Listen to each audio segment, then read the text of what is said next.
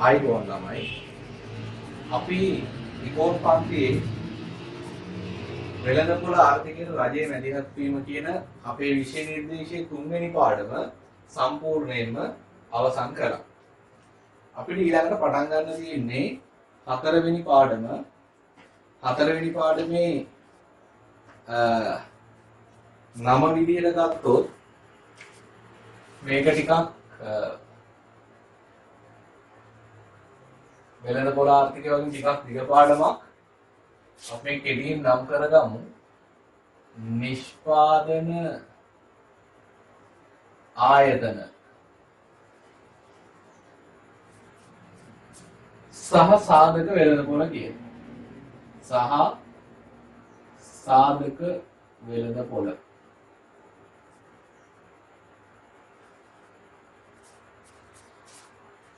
මේකෙදි ඇත්තටම ප්‍රධාන වශයෙන්ම සාධක වෙළඳපොළ කියන එක කැලේ චුට්ටක් අපි අමතක කළොත් මේ පාඩමේදී කතා කරන්නේ භාණ්ඩ හා සේවා නිෂ්පාදනය කරන ආයතනයක හැසිරීම ගැන.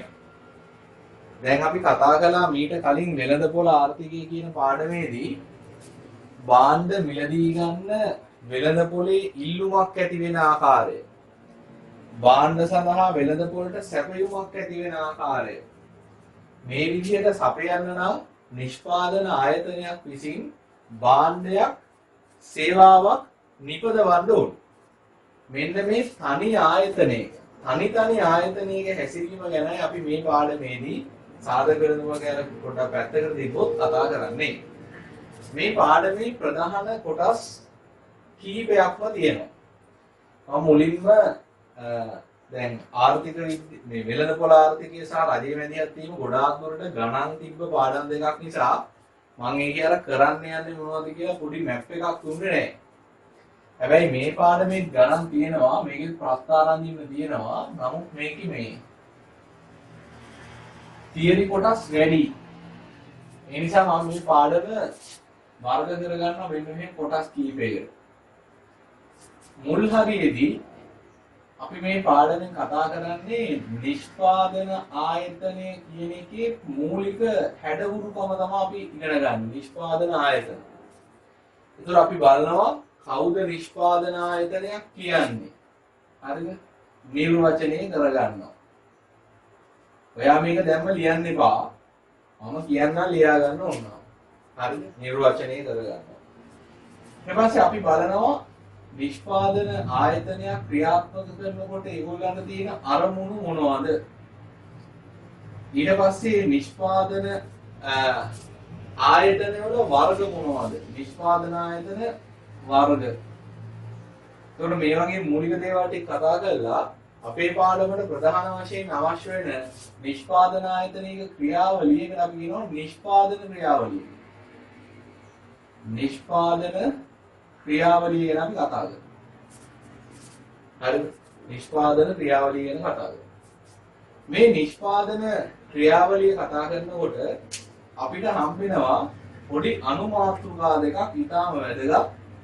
ඒ තමයි කෙටි කාලය සහ දිගු කාලය කියන්නේ. දිගු කාලය. මේ කෑල්ලෙන් තමයි මේ පාඩම ඊළඟ කොටසත් එක්ක මේ පාඩම සම්බන්ධ කරන්නේ. ඊළඟට දෙවෙනි කොටසෙන් අපි කතා කරනවා දැන් නිෂ්පාදන ආයතනය මොකද්ද කියලා මූලික අවබෝධයක් මේ කොටසෙන් එනවා. ඊළඟට අපි කතා කරනවා නිෂ්පාදන ආයතනයක මේ නිෂ්පාදන ක්‍රියාවලිය තුලින් බිහි වෙනවා නිමැවුමක්. ඒ කියන්නේ භාණ්ඩයක් හෝ සේවාවක්. මෙන්න මේ නිෂ්පාදන ආයතනයක නිමැවුම. මේ පාඩමේදී නිමැවුමට තව වචනයක් කියනවා ඵලදාව කියලා. නිමැවුමේ හැසිරීම තමයි ඊළඟ කොටසෙන් අපි කතා කරන්නේ. හරිද? එතකොට මේකෙදි මේ නිමැවුම කතා කරනකොට අපි බලනවා ප්‍රධාන වශයෙන්ම මේ නිමැවුම කෙටි කාලෙදි කොහොමද වෙන්නේ? නිමැවුම සහ දිගු කාලීන නිමැවුම කියලා දෙකක් අපි කතා කරනවා. කෙටි කාලීන නිමැවුමේදී අපි කතා කරනවා විචල්්‍ය සාධක සහ ස්ථාවර සාධක විචල්්‍ය සාධක ස්ථාවර සාධක කියලා දෙකක් ගැන කතා කරනවා. කෙටි කාලීන නිමැවුමේ හැසිරීම විස්තර කරනවා න්‍යායක්. ඒකට අපි කියනවා හීනවන ඵලදා න්‍යාය. හීනවන ඵලදා න්‍යාය. ඊට පස්සේ මේකෙදී අපි නිෂ්පාදනයන් තුනක් ගැන කතා කරනවා. එකක් මුළු නිෂ්පාදනය, මුළු නිමැවුම, මුළු ඵලදාව, total product TP. සාමාන්‍ය ඵලදාව AP, average product. ආන්තික ඵලදාව MP. මේවට අපි වක්‍ර ඇඳලා ඒ වක්‍ර හැසිරීම ගැන කතා කරනවා. ඊළඟ දිගු කාලීන නිමැවුමේදී දැන් විචල්්‍ය සාධක ස්ථාවර සාධක ගන්න නිසා අපි කෙලින් වෙනවා දිගු කාලීන නිමැවුමේ හැසිරීම විග්‍රහ කරන න්‍යායයට කියන්නේ පරිමාණුකූල ඵල. ඵල කිව්වම තරහ ගන්න දෙයක් නැහැ. ඵල කියන්නේ මෙතන ඵලදාව කියන එක. ඵල න්‍යාය. ඕක ගැන තමයි අපි කතා කරන්නේ. වෙන මොකක් මේකේ වක්‍ර ඇඳීමක් සිද්ධ කරන්නේ නැහැ. ඊට පස්සේ මේ කතා කරන්නේ නිමැවුම ගැන. නිෂ්පාදන ක්‍රියාවලියක් තිබුණා මෙතන. නිෂ්පාදන ක්‍රියාවලිය කියන්නේ යෙදවුම් නිමැවුම් බවට පත් කිරීම. නිමැවුම් ගැන තමයි මෙතන කතා කරන්නේ. ඊළඟට අපි ඊළඟ කොටසෙන් කතා කරන්න යනවා යෙදවුම් ගැන. ඒ කියන්නේ යෙදවුම් වලට පිළිවෙලක් යනවානේ. නිෂ්පාදන පිරිවැය ගැන අපි ඊට පස්සේ කතා කරන්න යනවා. හැබැයි නිෂ්පාදන පිරිවැය කතා කරන්න කලින් අපි විශේෂ මාතෘකාවක් ඉගෙන ගන්නවා. ඒ තමයි ගිණුම් කරන ලාභය සහ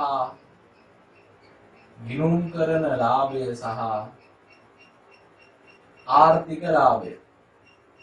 ආර්ථික ලාභය. ඔයා O level වලට එහෙම කොමර්ස් කරලා තියෙනවා නම් ගිණුම් කරන්නේ ලාභය හොයන විදිහ දන්න වැඩි. හැබැයි ආර්ථික විද්‍යාවේ ලාභය හොයන්නේ ගිණුම් කරන්නේ ලාභය හොයන විදිහට වඩා වෙනස් ක්‍රමයකට. අපි මේ දෙකේ වෙනස්කම් මොනවද කියන්නේ කියලා ඉගෙන ගන්නවා. එහෙම ඉගෙන ගන්නකොට අපිට ඒ අර්ථය ඉගෙන ගන්න වෙනවා සංකල්ප කීපයක්. එකක් ගිණුම් කරන පිරිවැය. තව එකක් ආර්ථික පිරිවැය. ආර්ථික පිරිවැය ඇතුලේ අපි කතා කරනවා මේ ආරෝපිත පිරිවැය කියලා එකක්. ආරෝපිත පිරිවැය. හරි. ඔය විදිහට. හරි. අපි ඒක කතා කරන්නේ අපිට ඕන වෙන්නේ නිෂ්පාදන පිරිවැය කතා කරන්න. නමුත් නිෂ්පාදන පිරිවැය කතා කරන්න බෑ. ආර්ථික විද්‍යාවේ පිරිවැය කියලා කියන්නේ ගිණුම් කරන්නේ පිරිවැය කියලා කියන එක නෙමෙයි. ඒ දෙකේ වෙනස්කම අපි අඳුර ගන්නවා. ඊළඟට අපි එනවා නිෂ්පාදන පිරිවැය. නිෂ්පාදන පිරිවැය. මේ නිමැවුම මෙන්න මේ මෙතන හදා ගන්න නිමැවුම මේ නිමැවුම හදන්න තමයි පිරිවැයක් කියන්නේ. නිමැවුමක් හදන්න යෙදවුම් ඕනේ. යෙදවුම් ගන්න පිරිවැයක් යනවා. දැන් නිමැවුම කොටස් දෙකයිනේ දීර්ඝකාලීන නිමැවුමයි කෙටි කාලීන නිමැවුමයි කියන්නේ. ඒ නිසා පිරිවැයක් කොටස් දෙකයි කෙටි කාලීන පිරිවැය. කෙටි කාලීන පිරිවැයටදී අපි ප්‍රධාන වශයෙන් පිරිවැය දෙකක් ගැන කතා කරනවා. එකක් තමයි විචල්්‍ය පිරිවැය. විචල්්‍ය පිරිවැය. මේවට හේතු මොනවද? මේ නම් මොනවද? මේවා මුකුත් ඔයා ඔලුවට දාගන්න ඕනේ නැහැ. විචල්්‍ය පිරිවැයත් අපි කතා කරනවා මුළු විචල්්‍ය පිරිවැය. total variable cost ගැන. ඊට පස්සේ සාමාන්‍ය මුළු පිරිවැය average total cost මේ variable cost. හරි. ඊට පස්සේ ආන්තික පිරිවැය marginal cost. ඊට පස්සේ කතා කරනවා ස්ථාවර පිරිවැය ගැන. ස්ථාවර පිරිවැය කෙටි කාලෙදී. ඒකදී අපි ඉගෙන ගන්නවා මුළු ස්ථාවර පිරිවැය total fixed cost. ඊට පස්සේ සාමාන්‍ය ස්ථාවර පිරිවැය average fixed cost. විචල්්‍ය ස්ථාවර එකතු වුණාම වෙනවා මුළු පිරිවැය. මුළු පිරිවැය ඇතුළේ තියෙනවා TC නැත්නම් total cost සහ සාමාන්‍ය මුළු පිරිවැය ATC. කෙටි කාලෙදී ඔයාලට වක්‍ර ඇඳලා හැසිරීම ඉගෙන ගන්නවා මොන කොහොමද කියලා. ඊට පස්සේ දිගු කාලීන පිරිවැය. මේකෙදී අපි ඉගෙන ගන්නවා එකම එක පිළිවෙලක් ගැන විතර අපි මේකෙන් කතා කරන්නේ. ඒ තමයි දිගු කාලීන සාමාන්‍ය මුළු පිළිවෙල. ATC එක මෙතනක් තිබ්බා. දිගු කාලේ බව පෙන්නන්න LR. ඒ කියන්නේ long run කියන එක. තව මේකෙදී අපි ඉගෙන ගන්නවා ප්‍රධාන කතා දෙකක්. ඒ තමයි මේ පරිමාණුකූල පිරිමැසුම්. පරිමාණුකූල පිරිමැසුම් සහ පරිමාණුකූල නොපිරිමැසුම් කියලා જાති දෙකක්. නොපිරිමැසුම්. හරි. කොහොම જાති දෙකක් ගැන කතා කරමු. ඊළඟට පිරිවෙල කැලලත් එතනින් අවසන් වෙනවා. ඊළඟට අපි කතා කරනවා වෙළඳ පොළ ව්‍යුහ ගැන. වෙළඳ පොළ ව්‍යුහ කියලා මාතෘකාවක් ඊට පස්සේ එනවා. වෙළඳ පොළ ව්‍යුහ.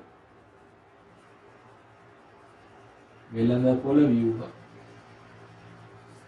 මේ වෙළඳ පොළ ව්‍යුහ ප්‍රධාන වශයෙන්ම තියෙනවා හතරක්.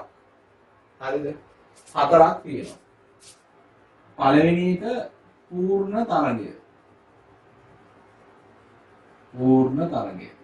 දෙවෙනි එක ඒකාධිකාරය.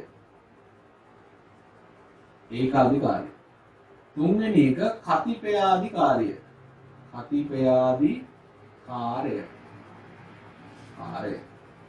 අන්තිම එක ඒකාධිකාරී තරගය. ඒකාධිකාරී තරගය. මේ හතරෙන් මෙතන තියෙන තුනක් මෙන්න මේ තුනේම අපි ලක්ෂණ විතරයි දැනගන්න ඕනේ. ලක්ෂණ. හරිද? හැබැයි පූර්ණ තරංකාරී මේ පූර්ණ තරංග කියන වෙළඳ පොළ ව්‍යුහේ අපි ලක්ෂණ විතරක් දැනගෙන මදි. අපි දැනගන්න ඕනේ ලක්ෂණ ටික ඒකත් ඕනේ. ඊට පස්සේ දැනගන්න ඕනේ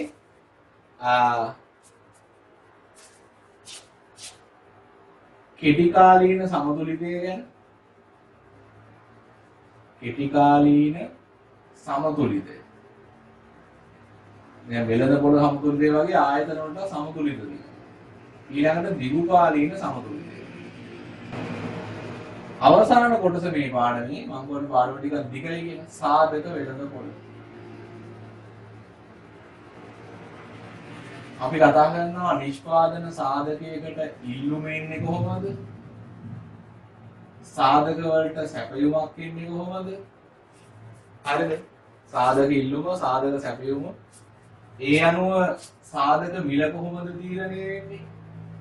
සහ අවසානයේ අපි කතා කරනවා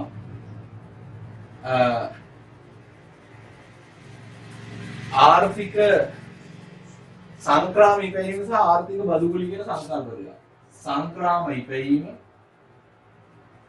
ඉපැයීම සහ ආර්ථික බදුගුලිය.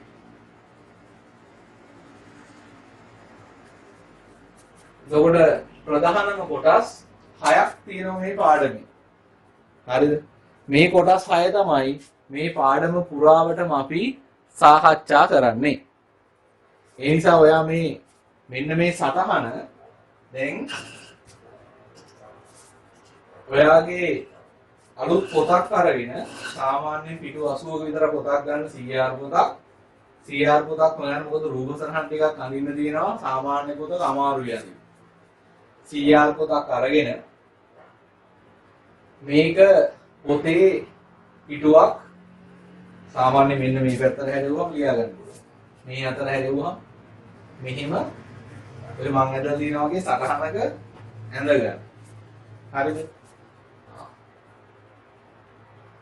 හරි.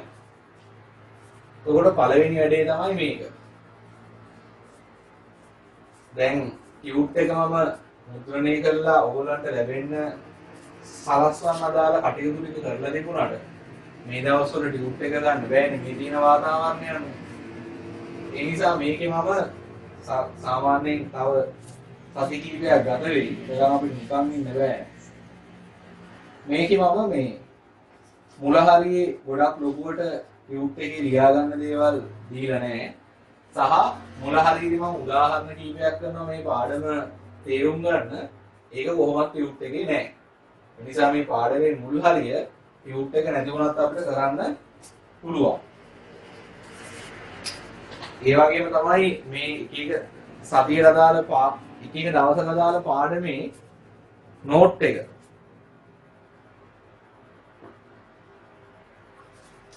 මම PDF එකක් විදිහට ඔයගොල්ලන්ගේ group එකට අප්ලෝඩ් කරනවා. ඒක తాවකාලිකව මේ පාඩම පාඩම් කරන්න විතරක් පාවිච්චි කරන්න. ඒක මුද්‍රණය කරගන්න කවුරුත් උත්සාහ කරන්න ඕනේ නැහැ. මම මේ දෙන්නේ ඕගොල්ලන්ගේ ටියුට් එකේම නෝට් එක තමයි.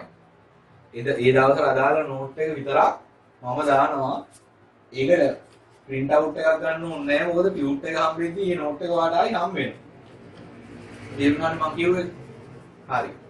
දැන් අපි එහෙනම් මෙන්න මේ පළවෙනි කොටසෙන් අපේ පාඩම කතා කරන්න පටන් ගමු. නිෂ්පාදන ආයතන කියන්නේ මොනවද කියලා. හරිද? නිෂ්පාදන ආයතනයක් කියන්නේ මොකක්ද ළමයි? නිෂ්පාදන ආයතනයක් කියන්නේ ආර්ථිකයක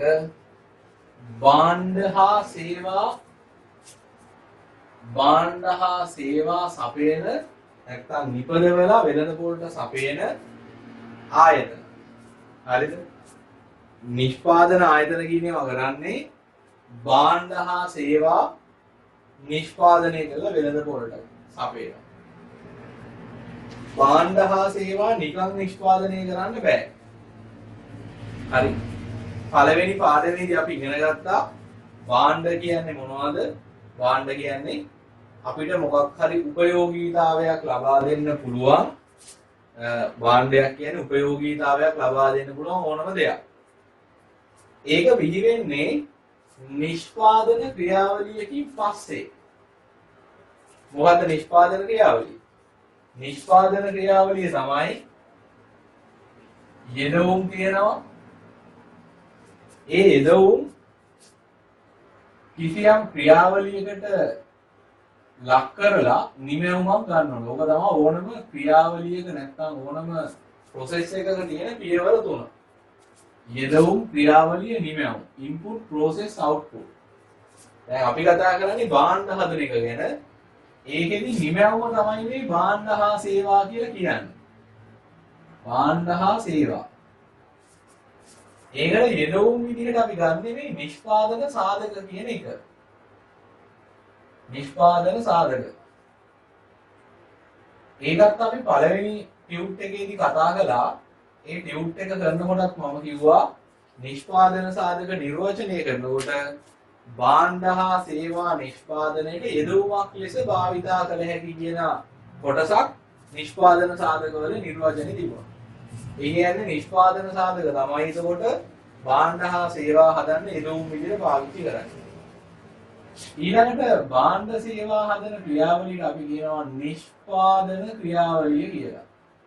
නිෂ්පාදන ක්‍රියාවලිය. හරි.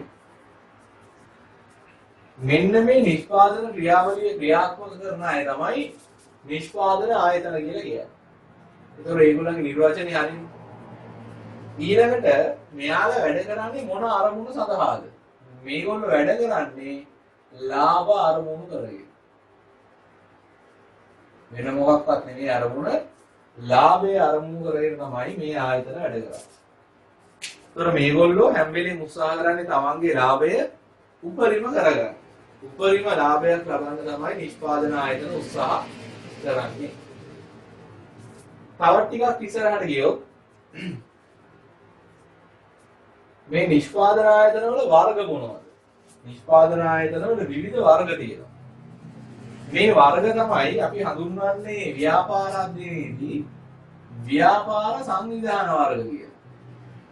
ව්‍යාපාර සංවිධාන කියලා එකක් ඉගෙනගෙන තියෙනවනේ. ව්‍යාපාර සංවිධාන කියලා කියන්නේ තනිපුද්ගල ව්‍යාපාර, හවුල් ව්‍යාපාර, සංස්ථාපිත සමාගම්, සමූපකාර ඒවා තමයි ව්‍යාපාර සංවිධාන. මේ ව්‍යාපාර සංවිධාන කියලා කියන්නේ කේවල ස්වාමි ව්‍යාපාරයක් කියන්නේ, හවුල් ව්‍යාපාරයක් කියන්නේ, සමාගමක් කියන්නේ ඒගොල්ලෝ ඔක්කොම නිෂ්පාදන ආයතන. ඒතකොට එක එක ව්‍යාපාර එක එක විදිහට මේ නිෂ්පාදන ක්‍රියාවලිය කරන්න සංවිධානය වෙලා ඉන්නේ. හරි. ඕක තමයි නිෂ්පාදන ක්‍රියාවලිය නැත්නම් නිෂ්පාදන ආයතනවල කතන්දරය. හරිද? දැන් මේකට මම පොඩි උදාහරණයක් දාලා දෙනවා ටියුට් එකේදී මේ නිෂ්පාදන ක්‍රියාවලිය පැහැදිලි කරන්න. ඒ තමයි අපි ඇඟලුම් කම්හලක් අරගෙන බලමු මේ නිෂ්පාදන ක්‍රියාවලිය කොහොමද ක්‍රියාත්මක වෙන්නේ කියලා. ඇඟලුම් කම්හලෙන් නිමැවුම් විදිහට එන්නේ මොනවද? නිමැවුම් විදිහට එන්නේ අනිවාර්යයෙන්ම ඇඟලුම්. ඇඟලුම් කියන්නේ අපි අඳින මොකක් හරි ඇඳුමක්. ඒතකොට ඇඳුම් නිකන් හදන්න බෑනේ. ඇඳුම් හදන්න ඕනේ මොනවද? රෙදි, නූල්, බොත්තම්, ගොඩාක් අමුද්‍රව්‍ය ඕනේ. අපි ඔක්කොම දාමු වැඩි අමුද්‍රව්‍ය. අමුද්‍රව්‍ය. හරි. අමුද්‍රව්‍ය විතරක් තිබ්බට බෑ. මොනවද? ඉන්න ඕනේ ශ්‍රමිකයෝ. ශ්‍රමිකයන්ගේ වෙහෙස. වෙහෙස. ඒ තමයි ශ්‍රමය කියන්නේ. නිෂ්පාදන සාධක කියන්නේ. ඊට පස්සේ ඕනේ කර්මාන්ත ශාලා. කර්මාන්ත ශාලාවක් ඕනේ. ගලුම් කම්හල. ශාලා. යන්ත්‍රෝපකරණ ඕනේ.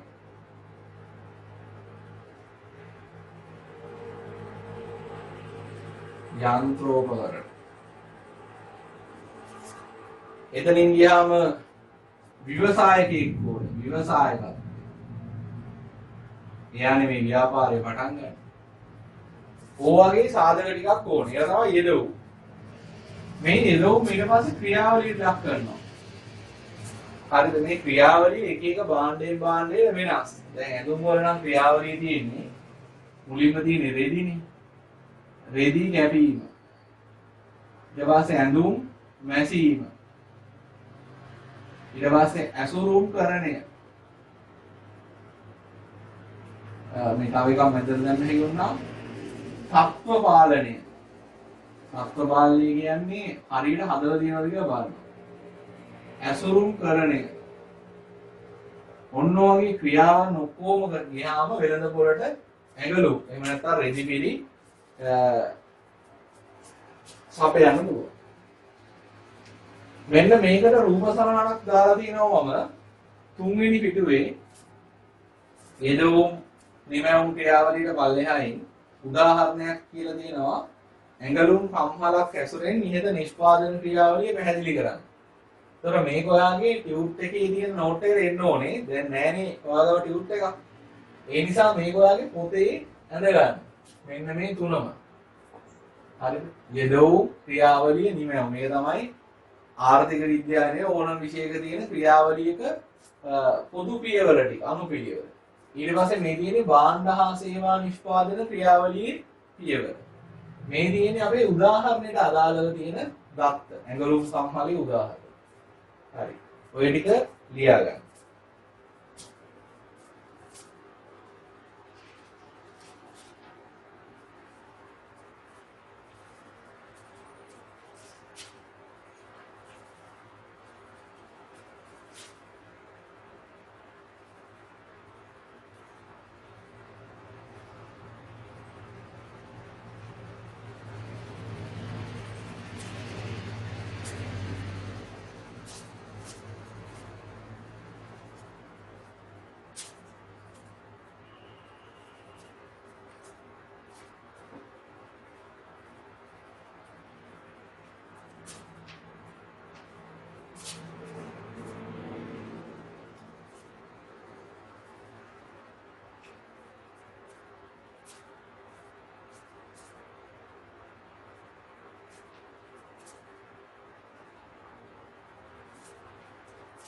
හරි.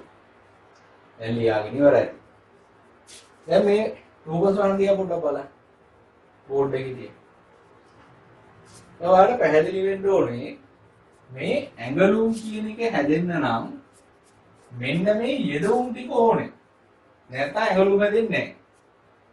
එතකොට අපිට යම් අවස්ථාවක ඕනේ නම් ඇඟලුම් නැත්නම් නිමැවුම් ප්‍රමාණය වැඩි කරගන්න. ඇඟලුම් කියන්නේ නිමැවුම්නේ.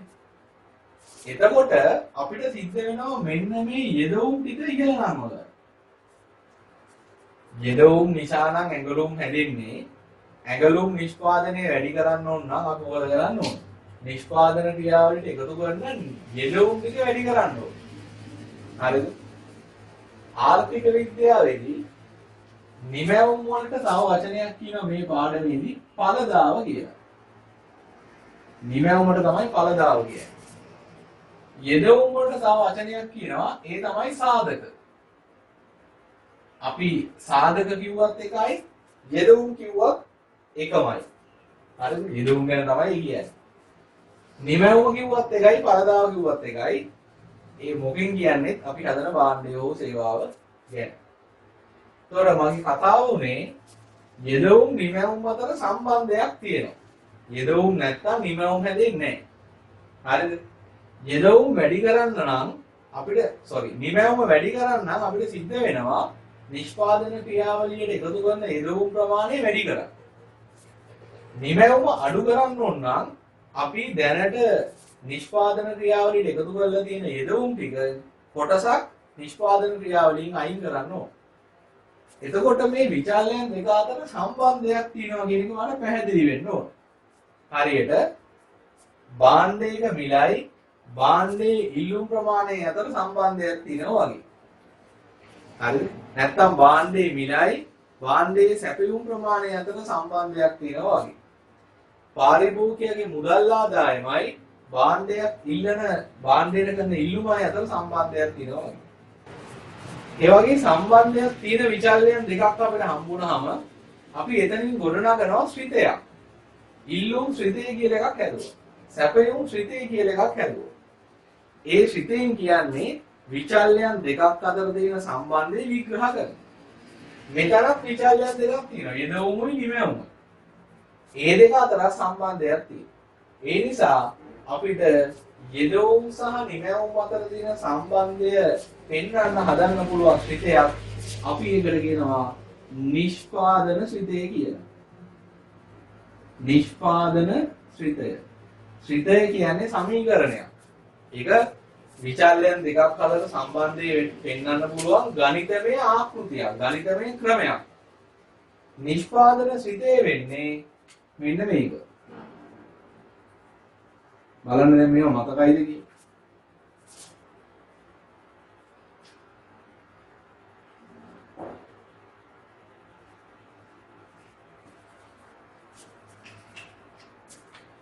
මේ Q කියලා කියන්නේ නිමැවුමට. හරිද? මේ මොකක්ද? මේකේ F අකුර නෙමෙයි මේ තියෙන්නේ ශ්‍රිත ලකුණ. ශ්‍රිත ලකුණ කියලා කියන්නේ මෙන්න මේ විචල්යන් දෙක අතර සම්බන්ධයක් තියෙනවා කියන හඟවන පදය. මේ වරහණක් ඇතුලේ තියෙන්නේ යෙදවුම් ටික. ඒ අකුරු ඇයි එහෙම තියෙන්නේ කියලා මම තව ටිකකින් කියන්නම්. එතකොට මේකේ සරල තේරුම තමයි මේක ඇතුලේ යෙදවුම් જાති දෙකක් තියෙනවා. ඒ જાති දෙක දැන් අමතක කරමු. යෙදවුම් තියෙනවා පොදුවේ. යෙදවුම් සහ නිමැවුම් කියන දෙක ශ්‍රිතයක්. ඒ කියන්නේ යෙදවුම් සහ නිමැවුම් අතර සම්බන්ධයක් ඇත. ඒ තමයි නිෂ්පාදන ශ්‍රිතෙන් කියන්නේ. ඒ සම්බන්ධය මොන වගේද? ඒව වැඩක් නැහැ. දැන් සම්බන්ධයක් තියෙනවා කියලා මතක තියාගන්න. හරිද?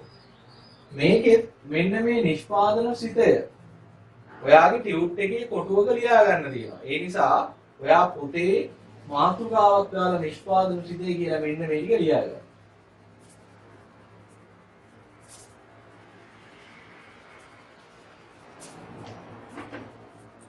ඔය ටික ලියා ගන්න.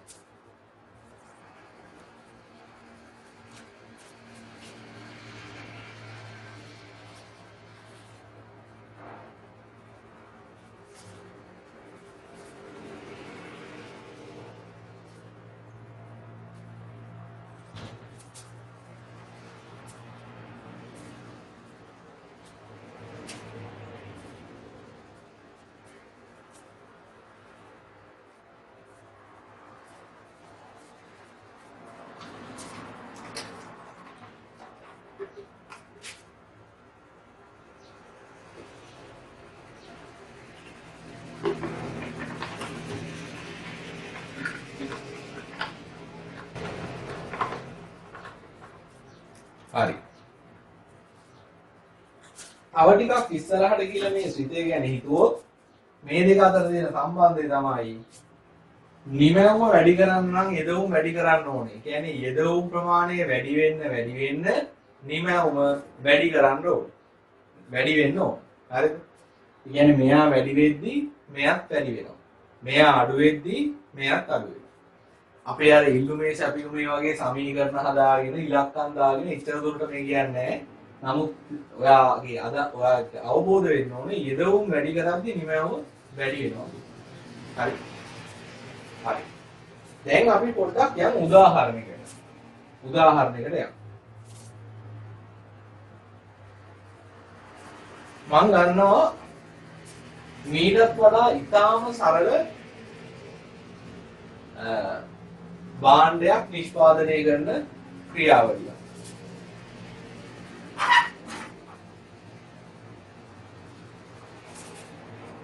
ඒක තමයි ඔයගොල්ලෝ සමහරව දැකලා ඇති ඉස්කෝලේ එහෙම ඉස්සරහා දැන් සෑහෙන කාලෙකින් ඉස්කෝලේ ගිහින් නැත්නම් සමහර විට අමතක වෙලා තියෙන්න පුළුවන්. ඉස්කෝලේ ඉස්සරහා ඉන්නවනේ ඔය පළතුරු වගේ දේවල් විකුණන අය, අච්චාරු විකුණන අය, අඹ විකුණන අය, අන්නාසි විකුණන අය, දිවුල් විකුණන අය ඉන්නවා. ඒක බොහොම පොඩි වැඩක්. ඉස්කෝලේ ගාව පාරේ පොඩි මේසයක් තියාගෙන ඉස්කෝලේ යන වෙලාවට පළතුරු ටිකක් ගෙනල්ලා අච්චාරු ටිකක් හදලා ළමයින්ට විකුණලා ඉස්කෝලේ ඇරිලා පැය භාගයක් විනාඩි 40ක් විතර යනකොට බිස්නස් එක ඉවරයි. යා ගෙදර යනවා. හරිද? උනාර මේස කෑල්ල කොහෙටද දාලා යනවා. පහුවදා ආයි එනවා. තාම සරල වැඩක්. හරිද? අපි හිතමු මේ වගේ ඉස්කෝලේ ඉස්සරහා ආච්චි කෙනෙක් පළතුරු විකුණනවා ව්‍යාපාරයක් විදිහට. තාම සරල නිෂ්පාදන ක්‍රියාවලිය. දැන් මෙතන නැද්ද මෙන්න මේ ක්‍රියාවලිය? අපි ඇඟලුම් ගම්මල පොඩ්ඩක් අමතක කරමු. මේ ආච්චිගේ ව්‍යාපාරේ නැද්ද මේ ක්‍රියාවලිය? යෙදවුම් සහ නිමැවුම් ක්‍රියාවලියක් නැද්ද? තියෙනවනේ. එයා විකුණන්නේ අපි හිතමු අච්චාරු. ඒක තමයි එයාගේ භාණ්ඩය. හරි. සහ අපි හිතමු පළතුරු. අච්චාරුයි පළතුරුයි. එතකොට දැන් අච්චාරු නම් එයා හදන්න ඕනේ. හරිද? එතකොට නිෂ්පාදන සාධක විදිහට ඕන වෙනවා පළතුරු. සමහර ඒවා නිකම් මෙයා විකුණනවා අරගෙන එතකොට යෙදවුමක් පළතුරු නිමැවුමක් පළතුරු. එහෙම වෙන්න පුළුවන් වෙලඳාමේ. ඒකේ කරන්නේ buying and selling. පළතුරු එක්කෙනකින් ගන්නවා අනිත් එකාට විකුණනවා. හරිද? අච්චාරු හදන්න ගන්නවා නම් ඒකට මොකක් හරි වෙනස්කමක් කරලා තමයි ගන්නේ. ඊට පස්සේ මේකට ඕනේ ලුණු. මිරිස් කුඩු. සමහර විට ගම්බෙරිස්. ඔයගේ අමුද්‍රව්‍ය සෙට් එකක් ඕනේ නේ. ඊට පස්සේ මේ වැඩේ කරගෙන යන ආච්චිගේ ශ්‍රමය ඕනේ. ආච්චාරු හදන්නෙත් ආච්චි, අච්චාරු මේ ඇවිල්ලා මේ ටික විකුණන්නෙත් ආච්චි. වෙන කවුරුත් නැහැ. ඊට පස්සේ තව මේකට ඕනේ පිහියක්. බේසමක්. හරිද? ඊට පස්සේ මේක තියාගෙන විකුණන්න මේසයක්. ඊටාම සරලයි යා. තව මොන හරි ඇසුරුම් ටිකක් ඕනේ මේවා ඇසුරුම් කරලා දෙන්න. නිෂ්පාදන ක්‍රියාවලියක් නැද්ද? තියෙනවනේ. අච්චාරු නම් හදනවා. අච්චාරු සෑදී. පළතුරු ගෙනීම. පළතුරු කැපීම නම් මම කොහොමද? එක දේවල් ටිකක් කරලා තමයි මේක පළතුරු ටික ඉස්කෝලේ ඉස්සරහා තියෙන පළතුරු මේසේ බවට පත් වෙලා තියෙනවා. හරි. දැන් ව්‍යාපාරයේ මෙහෙම කරගෙන ඉන්නවා. ඉන්නකොට ආච්චිට තේරෙනවා ආච්චිගේ අච්චාරු වලට රහ වැටුණු ළමයි සෑහෙන්න දැන් එනවා ඉස්කෝලේ යනවාම අච්චාරු ගන්න. හරිද? ඨග්ගාලා ආච්චි ගෙනාවු පළතුරු ටිකයි අච්චාරු ටිකයි ඉවර වෙනවා. ඒතකොට ආච්චිට හිතනවා වෙන ඉස්කෝලේ වල ළමයිනුත් ඒ ආවට තියෙන අච්චාරු ගන්නම ඉස්කෝලේ ගාවට එනවා. ආච්චිට දැන් තේරෙනවා අච්චාරු බිස්නස් එක තව ටිකක් ප්‍රසාරණය කරන්න පුළුවන්. ඒ කියන්නේ අච්චාරු වල නිමැවුම තව ටිකක් වැඩි කරන්න පුළුවන් ආච්චිට. මොකද ඉල්ලුම තියෙනවා. නිමැවුම නිකන් වැඩි කරන්න පුළුවන්ද? බෑ. නිමැවුම වැඩි කරන්න නම් මෙන්න මේ සාධක ටික ඕන වෙනවා. හරි. මේ සාධක ටික ඕන වෙනවා. මේ සාධක ටික වැඩි කරන්න ඕන. නිමැවුම වැඩි කරන්න නම් මේ ටික වැඩි කරන්න ඕන. දැන් ආච්චිට මේක හිතෙනවා හිතන්නකෝ බදාදා අඹ විකුණන්න අච්චාරු විකුණන්න අහම ආච්චිට හිතෙනවා දැන් මාර බිස්නස් එකක් තියෙන්නේ වැඩිපුර බඩු ටිකක් ගෙනහල්ලා විකුණන්න ඕනේ. ඉල්ලුම තියෙනවා. දැන් පහුවදාම ආච්චිට බැයිද එයා පළතුරු ගන්න එක්කෙනාගෙන් වෙනදාට අඹගිරි 10ක් ගන්නවා නම් දැන් 15ක් ගන්න බැරිද? පුළුවන්. එතකොට මෙන්න මේ පළතුරු කියන ටික වැඩි කරන්න ආච්චිට ඕනේ දවසයි. එක දවසයි ඕනේ. හරිද? ඊළඟට මේ ලුණු ගම්බිරිස් වගේ ඒවා ආච්චිට එක දවසින් වැඩි කරගන්න පුළුවන්. හරිද? ආච්චිමනේ මේක හදන්නේ. ඒ ශ්‍රමය වැඩි කරන්නත් යන එක දවසේ. ආච්චි කලින් මේ වැඩේ පටන් ගත්තේ ගෙදර ඉඳන් 10ට නම් 8 විතර පටන් ගත්තාම හරි අච්චාරු වැඩිපුර හදාගත්තා. ඊට පස්සේ මේ බේසමක් වගේ හොයාගන්න ආච්චිලා බේසමක් නැත්තම් ආච්චිට එච්චර සල්ලිත් නැත්තම් එකපාරම සමහර විට ආච්චිට දවස් 3ක් 4ක් යන්න පුළුවන්. හරිද? දවස් 3ක් 4ක් යන්න පුළුවන් කියන්නේ ආච්චිට සල්ලි එකතු කරලා බේසමක් ගන්න බදාදා ආච්චි වැඩිපුර අච්චාරු හදනවා කියලා හිතුවට අච්චාරු හදන්න පළතුරු ගන්න ලුණු ගම්බිරිස් ගන්න පුළුවන් වුණාට ආච්චිට ලොකු වේදමක් හොයාගන්න බැරි නම් එක දවසකින් මේ සාධක ටික වැඩි කළා කියලා ආච්චිගේ අච්චාරු සැපයුම වැඩි කරන්න පුළුවන්ද? බ්‍රහස්පතින්දා වෙද්දි බෑ. ඒකට දවස් 3ක් ඕන. එහෙනම් බදා බ්‍රහස්පතින්දා සිකුරාදා සඳුදා වෙද්දි ආච්චිට පුළුවන්. සිකුරාදා සෙනසුරාද වැඩ නැහැ නේ ඉස්කෝලේ. බේසම හොයාගන්න දවස් 3ක් යනවා නම් ආච්චිට මේ නිෂ්පාදන ක්‍රියාවලියේ නිමැවුම වැඩි කරගන්න පුළුවන් දවස් 3කින්. කියන්නේ සංදර පුළුවන්. හරිද? හැබැයි දැන් මේ ආච්චි ගාව තියෙන මේසේ හරිද? දැන් විකුණනවට වඩා අපි හිතමු තව දෙගුණයක් බඩු තියාගෙන විකුණන්න පුළුවන්. තව දුරටත් ආච්චිට හිතෙනවා නිෂ්පාදනය වැඩි කරන්න ඕනේ. එහෙම නිෂ්පාදනය වැඩි කරන්න නම් දැන් මේව ඔක්කොම ආච්චි ගාව තියෙනවා. පළතුරු වැඩිම ඕන තරම් ගන්න පුළුවන්. ලුණු ගම්බිරිස් ගන්න පුළුවන්. දැන් ලොකු බේසකුත් ගත්තා. තවත් නිෂ්පාදනය වැඩි කළාට ඒක තියන්න මේසයක් නෑ. මේසෙ පොඩි. එහෙනම් ලොකු මේසයක් ගන්න ඕන. මේසයක් ගන්න අපි හිතමු ආච්චිට දවස් 15ක් විතර යනවා.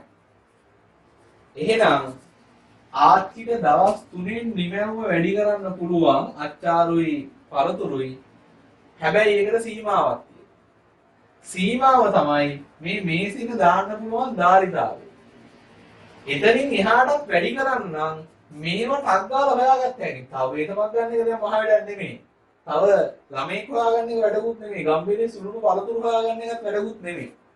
හැබැයි මේසයක් නැතුව ආච්චිගේ අච්චාරු වල සැපයුම වැඩි කරන්න, නිෂ්පාදනය වැඩි කරන්න සීමාවක් තියෙනවා.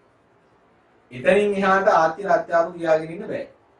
එහෙමනම් ආච්චිට සිද්ධ වෙනවා මේසයක් හදන්න. එහෙනම් ඒ සීමාවෙන් එහාට ආච්චිට යන්නම් දවස් 15ක් ආච්චිට බලාගෙන ඉන්න වෙනවා. හරිද? මඩුවකට කියලා මේසයක් හදාගන්න. හරි. ආච්චිට තව දුරටත් ඕන වෙනවා නම් නිෂ්පාදනය වැඩි කරලා මේවා ගාන වැඩි කරලා මේ නිෂ්පාදන සංඛ්‍යාව වැඩි කරලා ඒ කියන්නේ එක එක જાති බීම හදලා අච්චාරුත් හදලා පළතුරුත් හදලා පුත්සරලුත් හදලා මලුරත් හදලා විකුණන්න උනා දැන් කොහොමත් මේක පාරායින් තියාගෙන කරන්න බෑ. හරිද? ඒකට කඩයක් ගන්න වෙනවා. කඩයක් හොයාගෙන ඉස්කෝලේ ගාව කඩයක් ගන්න අපි මාස 2ක් විතර යනවා නම් අන්න දැන් ආච්චිට මේස දෙකක නිෂ්පාදන ධාරිතාවට වඩා එහාට යන්න බෑ. නිෂ්පාදන සංඛ්‍යාව වැඩි කරන්න බෑ.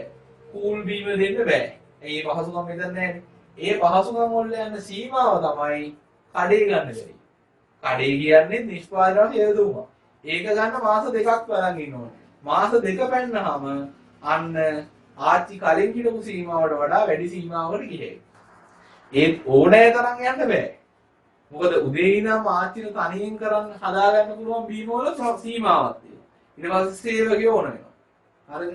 ආච්චිට හිතනවා නම් මේ වගේ කඩයක් ටවුන් එකේ තියෙන හැම ඉස්කෝලයක් ඉස්සරහම දාන්න ඕනේ කියලා. දැන් කලින්ටත් වඩා ලොකු ප්‍රාර්ථනාවක් ආච්චිට යනවා. හරිද? ඒතර වෙන්නේ හැම වෙලේම ළමයි අපේ නිෂ්පාදනය වැඩි කරන්න සාධක ටිකක් ඕනේ. මේ සාධක ටික හොයාගන්න ගත වෙන කාලය එකිනෙකට වෙනස්.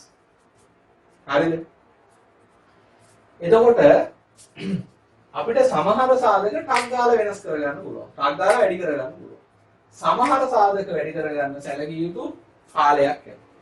ඒ සැලකිය යුතු කාලයක් යන සාධකය තමයි අපිට නිෂ්පාදනය ප්‍රසාරණය කරගන්න තියෙන බාධාව. සංරෝධකය කියලා මේ පාඩමේ කියනවා. සංරෝධකය බාධා.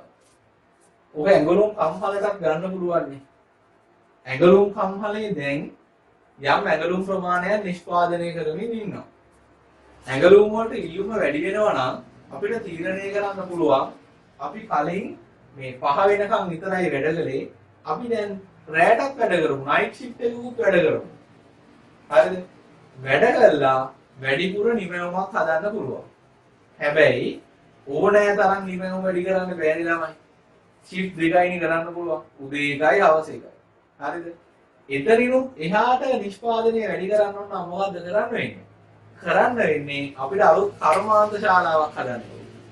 එතකොට දැන් අර ෂිෆ්ට් දෙකක් වැඩ කරලා නිෂ්පාදනය වැඩි කරන්න පුළුවන් සීමාවෙන් එහාට වැඩි කරන්න අපි කර්මාන්ත ශාලාවක් හදාගන්න ඕනේ. කර්මාන්ත ශාලාව හදන්න ලොකු කාලයක් යනවා. ඒ කර්මාන්ත ශාලාව හදාගන්නකම් අපිට නිෂ්පාදනය ප්‍රසාරණය කරන්න බාධාවක් තියෙනවා. ඒ තමයි කර්මාන්ත ශාලාව. ඒ කර්මාන්ත ශාලාව හැදුවට පස්සේ දැන්ට තියෙනවට වඩා වැඩියෙන් හදන්න පුළුවන්. ඒත් ඕනතර හදන්න පුළුවන්ද? බැහැ. දැන් අපිට පුළුවන් නම් ඇඟලුම් ලක්ෂයක් උපරිම හදන්න. අලුත් කර්මාන්ත ශාලාව ආවම මේක වැඩි වී 250000ට. ඒ කියන්නේ ලක්ෂය පැනලා 250000ට යනක අවුලක් නැහැ. 250000 ඉහළ වැඩි ගන්න පුළුවන්. දැන් එහෙනම් තව කර්මාන්ත ශාලාවක් ඕන. ඒතර වෙන්නේ අපි මෙතන යම් සීමාවක ඉන්නවා. හරිද? අපිට වපසරියක් තියෙනවා. එතනින් එහාට පයින්න බෑ මොකක් හරි බාධාවක්. ඒ බාධාව අයින් කරගන්න අපිට සැලකිය යුතු කාලයක් යනවා. ඊට පස්සේ දඟලන මේ බාධාව අයින් කරගත්තට පස්සේ අපේ බාධාව සදහටම නැති වෙන්නේ නැහැ. අපි කලින් හිටුවට වඩා ලොකු සීමාවක අපේ බාධා වෙනවා. කලින් තිබ්බේ ලක්ෂය. ලක්ෂය තමයි රවුම. දැන් ඊට වඩා ලොකු රවුමක් තියෙනවා 250000. ලක්ෂයට සාපේක්ෂව වැඩිපුර හදා ගන්න පුළුවන්. හැබැයි බාධාව නැති වෙලා ගිහිල්ලා නැහැ. 250000ට වඩා හදන්න බෑ. හරිද? ඕක ඕනෑම ව්‍යාපාරිකට ළමයි පොදුයි. හරිද? ඕනෑම ව්‍යාපාරයකට පොදුයි. දැන් මම මේකෙන් සරල සංකල්ප දෙකක් කියලා දෙනවා. ඒ සංකල්ප දෙක තමයි කෙටි කාලය සහ දිගු කාලය. කෙටි කාලය දිගු කාලය.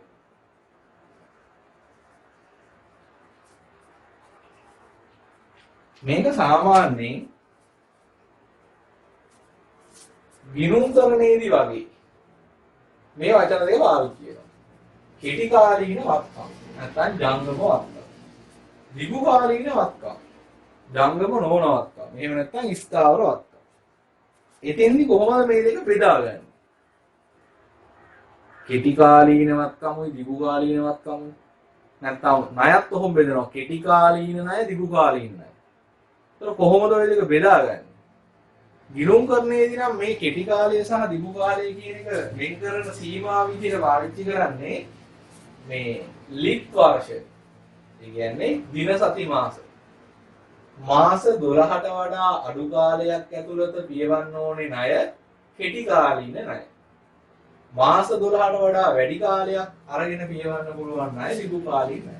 එතකොට මේකේ තියෙන බෙන්ච්මාර්ක් එක එහෙම නැත්නම් මේකේ තියෙන මේ නිර්ණායකය වෙන්නේ පියවන්න තියෙන කාලය අවුරුද්දට අඩුයිද වැඩිද?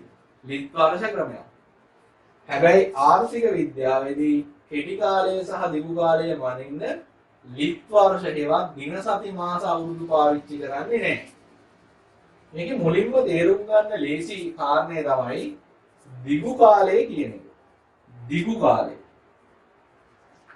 දිගු කාලය කියන්නේ ළමයි යම් නිෂ්පාදනයක් මේ තියෙන නිෂ්පාදන නිමැවුම යම් නිමැවුමක් නිෂ්පාදනය කරන්න අවශ්‍ය සියලුම යෙදවුම් වෙනස් කරන්න ගත වෙන කාලය.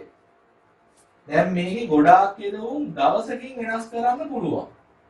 හැබැයි ඔක්කොම යෙදවුම් දවසකින් වෙනස් කරන්න බෑනේ. සමහර ඒවා දවස් 3කින් වෙනස් කරන්න පුළුවන්. ඒතොර දවස් 3ක් හිටියාම මේවා කොහොමත් වෙනස් කරන්න පුළුවන්, බේසමත් වෙනස් කරන්න පුළුවන්. හැබැයි ඊතන ඔක්කොම සාධක තියනවද? නැහැ. මේක වෙනස් කරන්න දවස් 15ක් යනවා. එතකොට මෙතනදී දවස් 15ක් ගියාට පස්සේ තමයි ඔක්කොම සාධක වෙනස් කරන්න පුළුවන්. දවස් 10 දී බැලුවොත් මේක වෙනස් කරන්න බෑ. ඊටු ඔක්කොම සාධක වෙනස් කරන්න පුළුවන්. දවස් 2 දී බැලුවොත් උඩ තියෙන සාධක ටික පුළුවන් මේ තමයි මේකේ වෙනස් කරන්න බෑ. ඒක ඔක්කොම සාධක නෙමෙයි. එහෙනම් දිගු කාලය කියන්නේ සියලු සාධක කියලා කියන්නේ යෙදවුම්. සියලු සාධක වෙනස් කරන්න ගත වෙන කාලය. වෙනස් කිරීමට ගත වෙන කාලය. හරි. තොර දිගු කාලය කියන්නේ සියලු සාධක වෙනස් කරන්න ගත වෙන කාලේ නම් දිගු කාලයට ආවට පස්සේ ඔක්කොම සාධක වෙනස් කරන්න පුළුවන්. එහෙම නිර්වචනය කරලා තියෙනවා. කෙටි කාලය කියන්නේ මොකද්ද? දිගු කාලයට වඩා අඩු කාලය. දිගු කාලයට වඩා අඩු කාලය. දැන් මේකේ දිගු කාලය දින 15 14 13 10 9 5 3 2 15ට අඩු ඔක්කොම කෙටි කාලය. හරිද? ඒතකොට අඳුර ගන්න ලේසිම දිගු කාලය. සියලුම සාධක ටික වෙනස් කරන්න පුළුවන් කාලය දිගු කාලය. ඒතකොට මෙතන සියලුම සාධක වෙනස් කරන්න ගත වෙන කාලය කියන්නේ සාධක ටික එක සාධක වෙනස් කරන්න ගත වෙන කාලය වෙනස්නේ. වැඩිම කාලයක් වෙනස් කරන්න වැඩිම කාලයක් ගත වෙන සාධකයට වෙනස් කරන්න ගත වෙන කාලය තමයි දිගු කාලයට වෙන්නේ. දැන් මේකේ සමහර ඒවා දවසෙන් වෙනස් කරන්න පුළුවන්. සමහර ඒවා දවස් 3කින් පුළුවන්. සමහර එකක් තියෙන දවස් 15ක් යනවා. ඒතර මේකේ දිගු කාලයයි දවස් 15යි. ඒතර අපේ සාධක ටිකෙන් වෙනස් කරන්න වැඩිම කාලයක් ගත වෙන හරිද? සාධකේ වෙනස් කරන්න ගත වෙන කාලය තමයි දිගු කාලය කියන්නේ. දැන් අපි ඇඟලුම් කර්මාන්ත ශාලාවේ උදාහරණෙදී ඇඟලුම් කර්මාන්ත ශාලාව ප්‍රසාරණය කරන්න අපි හිතමු අවුරුදු 2කමාරක් යනවා කියලා. අනිත් සාධක ඔක්කොම ඊට වඩා අඩු කාලයකදී වෙනස් කරන්න පුළුවන්. එහෙනම් වැඩිම කාලයක් වෙනස් කරන්න ගත වෙන්නේ ඇඟලුම් කර්මාන්ත. එයා වෙනස් කරන්න ගත වෙන කාලය තමයි දිගු කාලය. ඊට වඩා අඩු සියලු කාල කෙටි කාලය. එතකොට දිගු කාලේ නම් ඔක්කොම වෙනස් කරන්න පුළුවන් සාධක. දිගු කාලයට වඩා අඩු කෙටි කාලෙදී එතකොට ඔක්කොම සාධක වෙනස් කරන්න බෑ. කෙටි කාලෙදී තියෙනවා වෙනස් කරන්න පුළුවන් සාධක. වෙනස් කළ හැකි ඒවා. වෙනස් කළ නොහැකි ඒවා. දැන් දවස් දෙකකදී බැලුවොත් පළතුරු ලුණු ගම්බිලි ශ්‍රමය කියන ඒවා වෙනස් කරන්න පුළුවන්. හැබැයි බේසම සහ මේසය කියන ඒවා වෙනස් කරන්න බෑ. දවස් 10 දී බැලුවොත් දවස් 15 වෙනි දිගු කාලේ 15ට අඩු ඔක්කොම කෙටි කාලය. දවස් 10 දී බැලුවොත් මේසෙ වෙනස් කරන්න බෑ. අනිත් ඔක්කොම වෙනස් කරන්න පුළුවන්. හරිද? වෙනස් කරන්න පුළුවන් සාධක වලට අපි කියනවා කෙටි කාලෙදී වෙනස් කරන්න පුළුවන් ඒවට අපි කියනවා විචල්්‍ය සාධක. දිගු කෙටි කාලෙදී වෙනස් කරන්න බැරි ඒවට ස්ථාවර සාධක. හරි. ඒතකොට ස්ථාවර සාධක කියන්නේ නිකම්ම වෙනස් කරන්න බැරිව නෙමෙයි වෙනස් කරන්න පුළුවන් දිගු කාලෙදී. කෙටි කාලේ වෙනස් කරන්න බැරි ඒවා ස්ථාවර සාධක. කෙටි කාලයේදී වෙනස් කරන්න පුළුවන් ඒවා විචල්්‍ය සාධක. ඔය විදිහට තමයි කෙටි කාලය සහ දිගු කාලය කියන එක තීරණය වෙන්නේ. ඒතකොට අපි නිෂ්පාදනය ඉගෙන ගන්නකොට මේ තියෙන්නේ දැන් අපි මේ කැලේ කතා කරලා ඉවරයි ඔක්කොම නිෂ්පාදන ආයතන ගැන තියෙනවා. ඊට පස්සේ අපි කතා කරන්නේ මේ නිමැවුම ගැන. නිමැවුම ගැන කතා කරනකොට අපි නිමැවුම ගැන කතා කරන්නේ මේ කෙටි කාලය සහ දිගු කාලයට බෙදලා. හරිද? කෙටි කාලෙදී වෙනස් කරන්න පුළුවන් සාධක ටිකක් තියෙනවා. වෙනස් කරන්න බැරි සාධක ටිකකුත් තියෙනවා. දිගු කාලයට ගියාට පස්සේ සියලුම සාධක වෙනස් කරන්න පුළුවන් වෙනවා. එතකොට කෙටි කාලෙදී වෙනස් කරන්න බැරි සාධක වලට කියනවා විචල්්‍ය සාධක. කෙටි කාලේ වෙනස් කරන්න බැරි ඒවාට කියනවා ස්ථාවර සාධක. දිගු කාලයට ආවට පස්සේ එහෙම සාධක විලාස දෙකක් නැහැ. ඔක්කොම වෙනස් කරන්න පුළුවන් විචල්්‍ය සාධක බවට පත් වෙලා තියෙනවා. හරිද? ඕක තමයි නිෂ්පාදනයේ මූලික කතන්දරේ. අන් නිෂ්පාදන ආයතනයක් ගැන ඉගෙන ගන්න තියෙන ඔය ටික. ඔයාගේ නෝට්ස් එකෙත් ඔය ටිකම තමයි තියෙන්නේ. මම නෝට්ස් එක කියවන්නේ නැහැ. ඔයාලට තාම ටියුට් එක ලැබිලා නැති නිසා.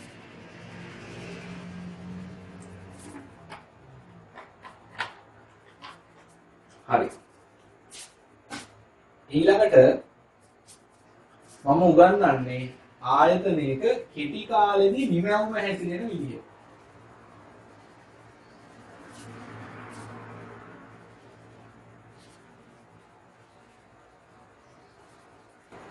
කෙටි කාලෙදී නිමැවුම හැසිරෙන විදිය තමයි උගන්වන්නේ. එතකොට දැන් ආයතනයක් නිෂ්පාදනයේ යෙදিলা ඉන්නේ කෙටි කාලෙදී නම් කෙටි කාලේ හැම වෙලේම සමහර ඒවා වෙනස් කරන්න පුළුවන් සමහර වෙනස් කරන්න බෑ. වෙනස් කරන්න පුළුවන් ඒවා විචල්‍යයි වෙනස් කරන්න බැරි ඒවා ස්ථාවරයි. මම මේකේ නිෂ්පාදන ක්‍රියාවලිය තේරම අයින් කරලා ඉතාලම සරල උදාහරණයක් ගන්නවා. ඒකෙන් බලන්න මේක තේරුම් ගන්න. ඔන්න බලන්න. ඉස්කෝලේ මොකක් හරි උත්සවයකට මේන් හෝල් එක සුද්ධ කරන්න පටන් ගන්නවා ගුරුවරයෙක් ළමයි ටිකක් යොදවලා. හරිද? හිතන්න මුලින්ම දැන් මේකේ කරන්න දෙන්නේ පුටු ටික පිළිවෙලට අස් කරලා මේන් හෝල් එක අතු ගාලා ආයි පුටු ටික පිළිවෙලට ලස්සනට හදලා තියන්න ඕනේ උත්සවයේ යන කට්ටියට වාඩි වෙන්න. දැන් ඒකත් නිෂ්පාදන ක්‍රියාවලියන්නේ. ඒකෙත් අවසානයේදී දිනන නිමැවුමක්. හරිද? ඒකටත් යෙදවුම් ටිකක් දාන්න ඕනේ. ශ්‍රමය දාන්න ඕනේ. ඊට පස්සේ පිරිසුදු කරන මොනවා හරි පිහිදන රෙදි කෑලි වගේ ඕනේ. කොස්සක් ඕනේ අතු ගන්න.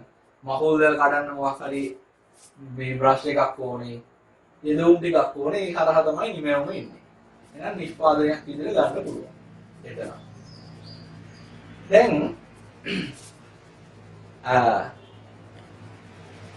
මෙයා ඉන්නේ අපි හිතමු කෙටි කාලෙදී කියලා. නිෂ්පාදනයේදී කෙටි කාලය. කෙටි කාලය කියන වචනේ උඩුට දාගන්න එපා වැඩි මේකට. මම කෙටි කාලය කියන්නේ අපිට මේ වෙලාවේදී මේ නිෂ්පාදන ක්‍රියාවලියට අවශ්‍ය වෙන සාධක මම කියන්නේ සාධක ටික රෙදි කෑලි, කොසු, ඊට පස්සේ බ්‍රෂ් එකක්, ළමයි.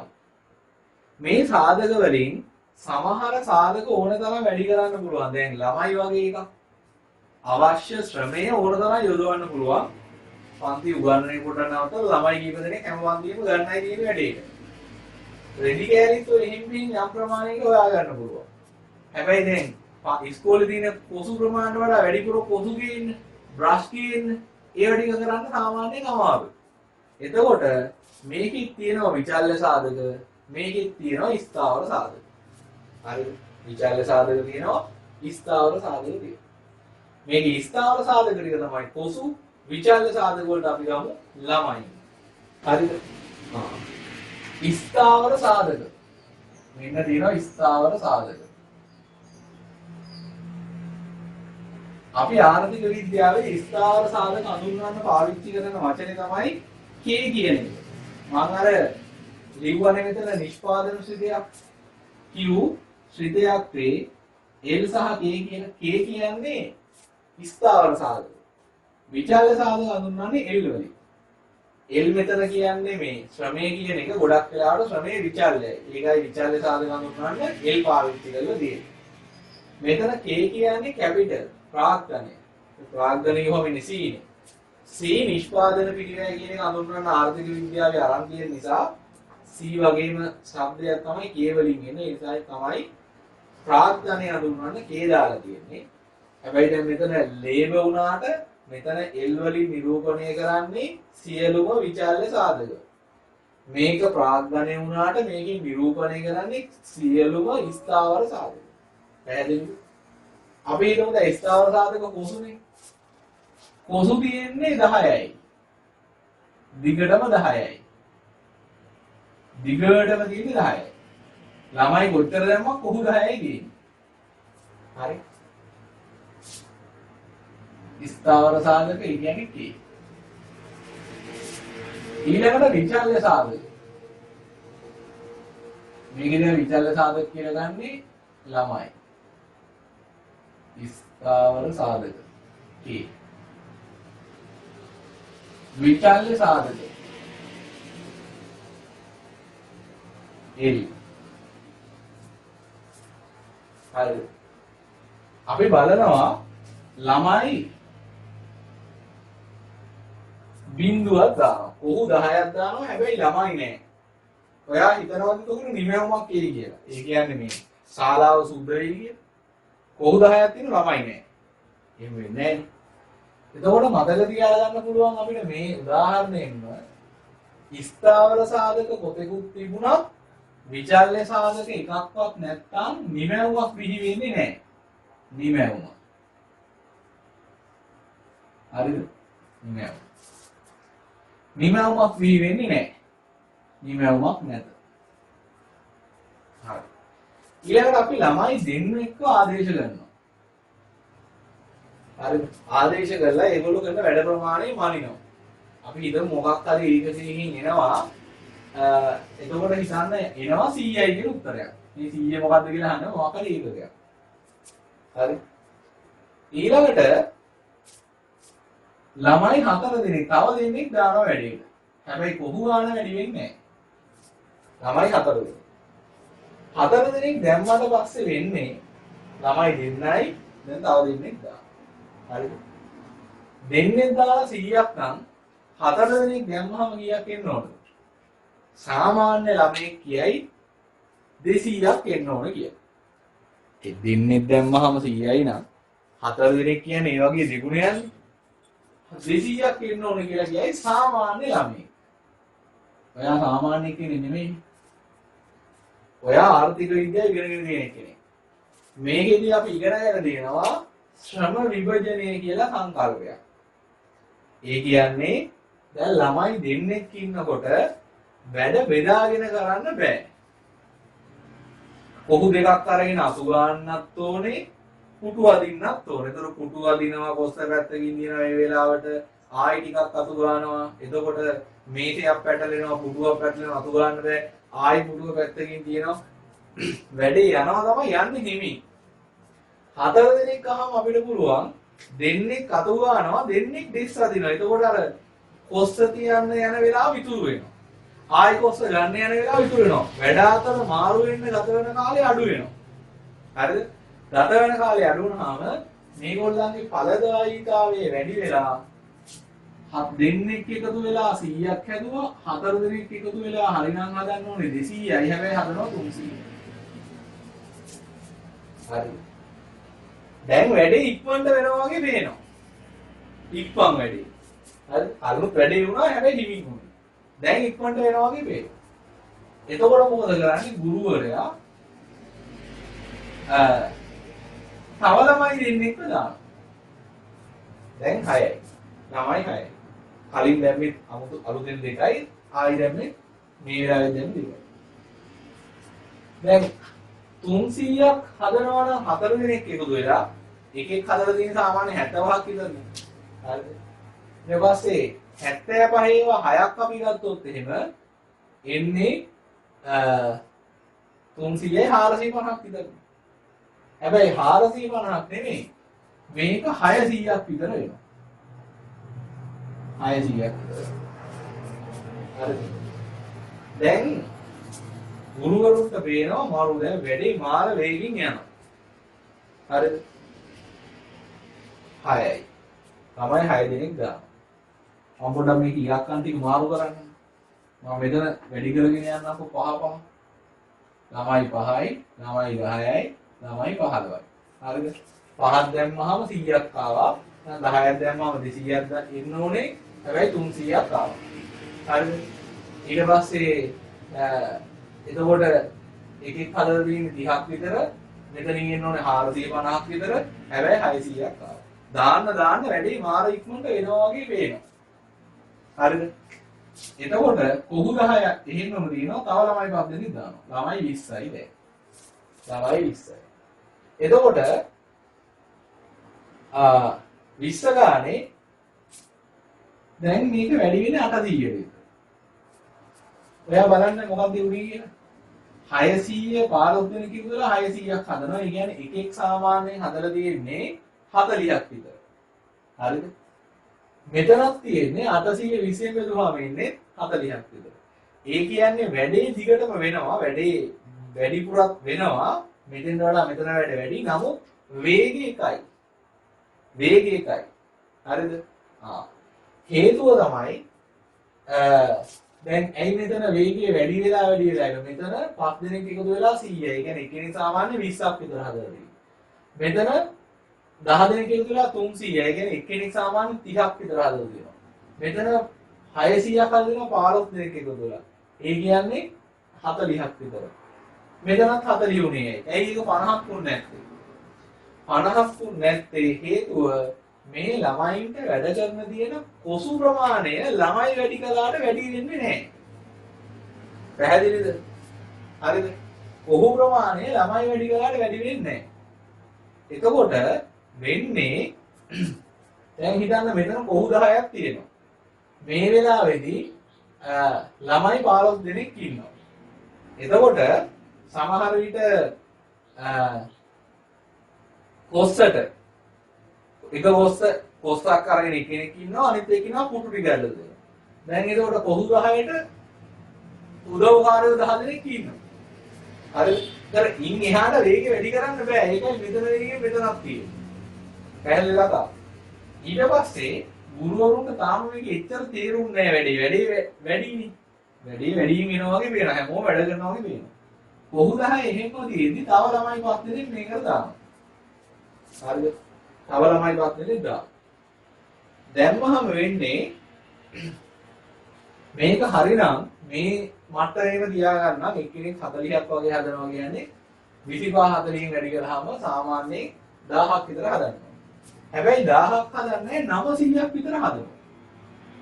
වැඩි වෙනවා. ඒ කියන්නේ අලුතෙන් දාන පස්සෙත් මොන හරි කරනවා. නමුත් ඒගොල්ලන්ට වැඩි ඉක්මනට කරන්න කුසු නැහැ. කොහු 10යි වෙන්නේ. කොහු 10යි ආධාරකාරය 10යි 20 ඉවරයි. අනිත් අය කොළ එකතු කරගෙන එමේ ඉන්නවා. හරිද? ඊළඟට තව 10 දෙනෙක් දානවා. දැම්මට පස්සේ මේක වැඩි වෙනවා. අපි හිතමු 960කට විතර. තාමත් අර අලුතින් දාන අය වැඩ නොකර ඉන්නේ නැහැ. වැඩ කරනවා. හරිද? වැඩ කළාට කොසු නැහැ. වැඩේ වෙන්නේ හිමින්. වැඩේ හැමෝම කරනවා. ඒක වැඩ ප්‍රමාණය වැඩි නමුත් වේගය අඩු වෙනවා. ඊට පස්සේ තව ටිකක් මේක වැඩි කරනවා 35ට. හරිද? 35යි. 35ට වැඩි කළාට පස්සේ අපි හිතන්න මෙතන එනවා 1000ක් විතර. හරි ඒකකයක් මේ 1000ක් විතර. ඊට පස්සේ දැන් වෙන්නේ එකයි. අනිත් අය මොන හරි පොඩි වැඩ කරනවා නමුත් කොසු නැහැ. කොසු කියන්නේ ස්ථාවර සාධක. තාමත් කොහු 10යි තියෙන්නේ 40ක්. අවරමයි පස්සේ නේද? දැම්මට උන් 5 දෙනාට දැන් කොළ අහුලනවා කියලා මේ මුං කට්ටිය ඔක්කොම කොළ අහුලලා දැන් කරන්න වැඩ නැහැ ළමයි දැම්මට. වැඩ තියෙනවා කොසු තිබ්බා. කොහු නැහැ. ඒ නිසා මුං 5 දෙනා නිකන් ඉන්න ඔහේ කයි ගගා. හරිද? එතකොට වෙන්නේ මේ නිමැවුම උන් 5 දෙනා වැඩ කරගෙන නැති නිසා වැඩි වෙන්නේ නැහැ. කලින් තිබ්බ ටිකම තමයි. 35 දෙනා එකතු වෙලා කරන වැඩම තමයි ඊට පස්සේ 40 දෙනා කරන්නේ. හරිද? ඊළඟට මේකට ළමයි 45ක් තව 5ක් දැම්මම හරි දැන් කයිය ගහන්නේ උන් 10 දෙනෙක් ඉන්නවා. උන් අතර කයිය ගහලා ඉන්නේ නැතුව වැඩ කරන්නේ පොඩි තට්ටුවක් දාගෙන යනවා. ඇනගෙන යනවා. ඒතර වැඩ ගන්නේ උන් කරනවත්තල උන් එක කයිය ගහලා ඉන්නවා. හරිද? එහෙම වුණ ගමන් මොකද වෙන්නේ? මේක නැවත 900ක් විතර වෙනවා. හේතුව කලින් වැඩ කරපෙවුණු දැන් වැඩ කරන්නේ නැතුව ඉන්නවා. අන්න එතකොට ගුරුවරයාට පේනවා දැන් වැඩේ වෙන්නේ නැහැ. හෝල් එක ඇතුලේ ළමයි 45ක් විතර ඉන්නවා. කලින් වැඩ කරපෙවුණු දැන් නිකන් ඉන්නවා. එතනින් ගුරුවරයා වැඩේ නවත්තලා දානවා. හරිද? වැඩ කරන්නේ නැති ඉන්නකොට තව තව ළමයි දාලා වැඩක් නැහැ. ඕකම තමයි නිෂ්පාදන ක්‍රියාවලිය එකක් වෙන්නේ. හරිද? මේ මුල හරියේ නිමැවුම සෑහෙන වේගයෙන් වැඩි වෙන්නේ. මේ හරිය මේ බලන්න. එක්කෙනෙක් 20යි. මේ හරිය එක්කෙනෙක් 30යි. මේ හරිය 40යි. මෙන්න මෙතෙන්ට එනකම්ම නිමැවුම වැඩි වෙන වේගයකින් තමයි වැඩි වෙන්නේ. මෙන්න මේ 600 දක්වා. ඒ හරිය එක ලක්ෂණයක් තියෙනවා. නිමැවුම වැඩි වෙනවා වැඩි වෙන වේගයක්. මෙතන පරතරේ 100යි, මෙතන පරතරේ 200යි, මෙතන පරතරේ 300යි. හරිද? ඊළඟට මේක 1000 දක්වාම ඉලක්කම නම් වැඩි වෙලා තියෙනවා. මේ හැබැයි පරතරයේ වේගය අඩු වෙලා තියෙනවා. මෙතන ඉඳන් මෙතෙන්ට 200යි. මෙතන ඉඳන් මෙතෙන්ට 100යි, 60යි, 40යි බිඳුව. නිමැවුම අඩු වෙලා නැහැ. නිමැවුම උඩටම යනවා. හැබැයි උඩට යන වේගය මොකද වෙලා තියෙන්නේ? අඩු වෙලා. හරිද? ඊට පස්සේ තව අවස්ථාවක් නිමැවුම අඩු වෙනවා. අවස්ථා තුනක් තියෙනවා. මේකට අපි නිකම්ම නිමැවුම කියලා කියන්නේ නැතුව ආර්ථික විද්‍යාවේදී කියනවා මුළු නිමැවුම, සමස්ත නිමැවුම, total product TP. හරි? TP. ඊළඟට මම තව විදිහක නිමැවුමක් අඳුර ගන්න යනවා. ඒකට මම කියනවා සාමාන්‍ය නිමැවුම. සාමාන්‍ය නිමැවුම. කොහොමද ළමයි මොකක් හරි විචල්යක සාමාන්‍ය ගන්න. දැන් ඔයා විෂයන් තුනකට මුහුණ දෙනවා ප්‍රධාන වශයෙන් A level විභාගෙදී. වාර විභාග එහෙම තිබ්බාම ඔයාට විෂයන් තුනට ලකුණු 3ක් එනවා. සාමාන්‍ය ලකුණු යන්නේ කොහොමද? ඔයාගේ මුළු ලකුණු ටික මුළු එක බෙදනවා ඒකක ගානේ. ඒ කියන්නේ විෂයන් ගාන. මෙතනත් වෙන්නේ ඒකමයි. සාමාන්‍ය නිමැවුම ඒකට අපි කියන ඇවරේජ් ප්‍රොඩක්ට් කියලා. අපි මුළු එක අරගෙන මේ තියෙන මුළු එක මේ ඒක බෙදනවා ඒකක ගානේ. හරිද? මෙතන ඒකක කියන්නේ මෙන්න මේ L වලට. මෙයානේ වැඩි වෙන්නේ. Q වෙන්නේ මොනවද? K වැඩි වෙන්නේ නැහැ. Q කියන්නත් පුළුවන්, A කියන්නත් පුළුවන්. හරි. උදාහරණයක් විදියට මෙන්න මෙතන. බිඳුව බෙදීම බිඳුව. බිඳුව බෙදීම බිඳුව.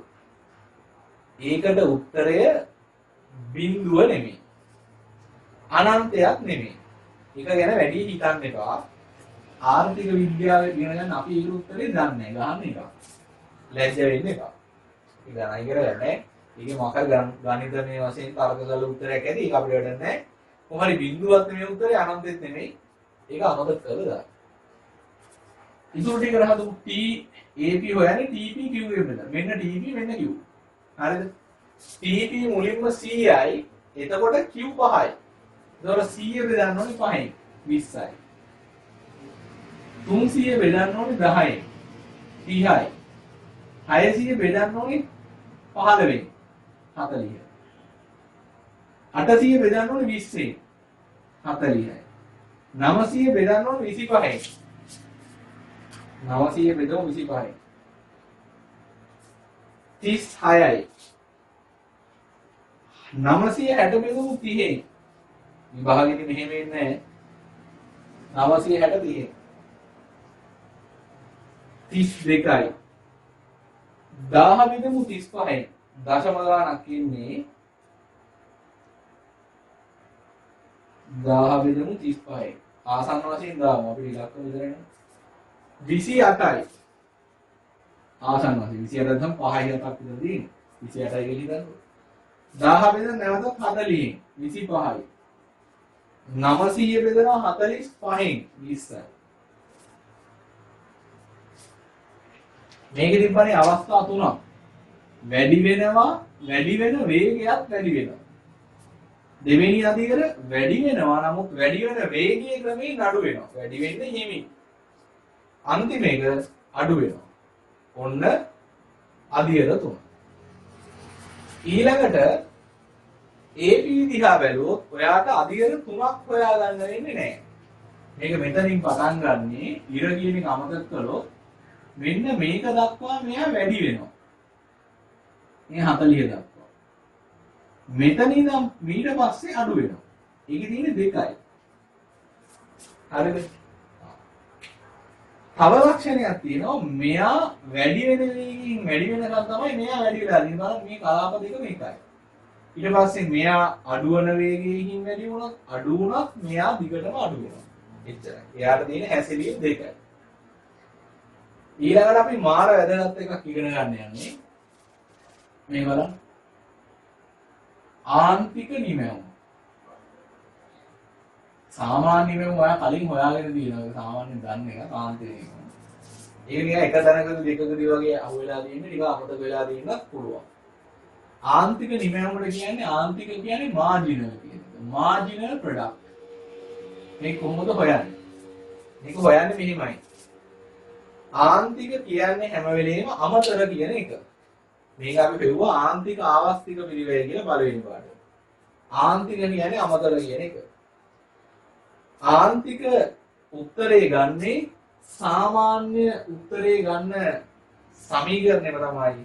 හැබැයි මේවා වෙනස් වීමයි ගන්න ඕනේ. TP ගේ වෙනස ඩෙල්ටා TP බෙදන්න ඕනේ ඩෙල්ටා Q ගේ. ඩෙල්ටා Q ගේ වෙනස ගන්න ඕනේ. ඩෙල්ටා කියන්නේ වෙනස. හරි. එතකොට දැන් AP හෙව්වා වගේ මෙතන තියෙන එක මෙතනින් බෙදලා MP හොයන්න බෑ. හේතුව තමයි MP ගේ ගන්න ඕනේ වෙනස්කම්. වෙනස්කම් ගන්න නම් අවස්ථා දෙකක් තියෙනවා. දැන් පළවෙනි වාර විභාගයෙන් කියන්න බෑනේ. ඔයාගේ ලකුණු වැඩි වෙලාද අඩු වෙලාද කියලා. මොකද සංසන්දනය කරන්න මුකුත් නැහැ. දෙවෙනි වාර විභාගේ වැළුව හැකි පළවෙනි වාර විභාගෙත් එක්ක සංසන්දනය කරලා. සංසන්දනය කරනවා වගේ වෙනස බලන්න. හරිද? ඒ නිසා මේකේ උත්තරයක් ගන්න අපිට ඉලක්කම් ජෝඩු දෙකක් ඕනේ. මෙතන ඉඳන් මෙතෙන්ට යන්න. නිමැවුම කොච්චර වෙනස් වෙලා තියෙනවද? යෙදවුම් කොච්චර වෙනස් වෙලා තියෙනවද? හරිද? ඒ නිසා මේකේ උත්තරේ දාන්න ඕනේ මේ ඉලක්කම් දෙක මැද්දේ. මේ 0යි 100යි මැද්දේ තමයි මේකේ උත්තරේ දාන්න ඕනේ. හේතුව 0 ඉඳන් 100ට යනකොට ඉලක්කම තමයි මෙතන අරගෙන තියෙන්නේ. තේරුණාද? මේක පළවෙනි රූලේ තියෙනවා මේක දෙවෙනි රූලේ තියෙනවා. MP ගේ උත්තරේ දාන්න ඕනේ පළවෙනි රූලයි දෙවෙනි රූලයි මැද්දේ. නැත්තම් දෙවෙනි රූලේ ලිව්වත් ලොකු වැරද්දක් නැහැ. නමුත් වඩා හොඳ රූල් දෙක මැද්දේ ලිව්වහම. මේ බලන්න. ඩෙල්ටා TP කියන්නේ මෙතන ඉඳන් මෙතෙන්ටනේ. මෙතන ඉඳන් මෙතෙන්ට නිමැවුම 100කින් වැඩි වෙලා තියෙනවා. ඒ නිසා මම මේ දෙක මැද්දේ ලියනවා ඩෙල්ටා TP 100යි. ඩෙල්ටා L හැම වෙලේම පහ වැඩි වෙලා තියෙනවා.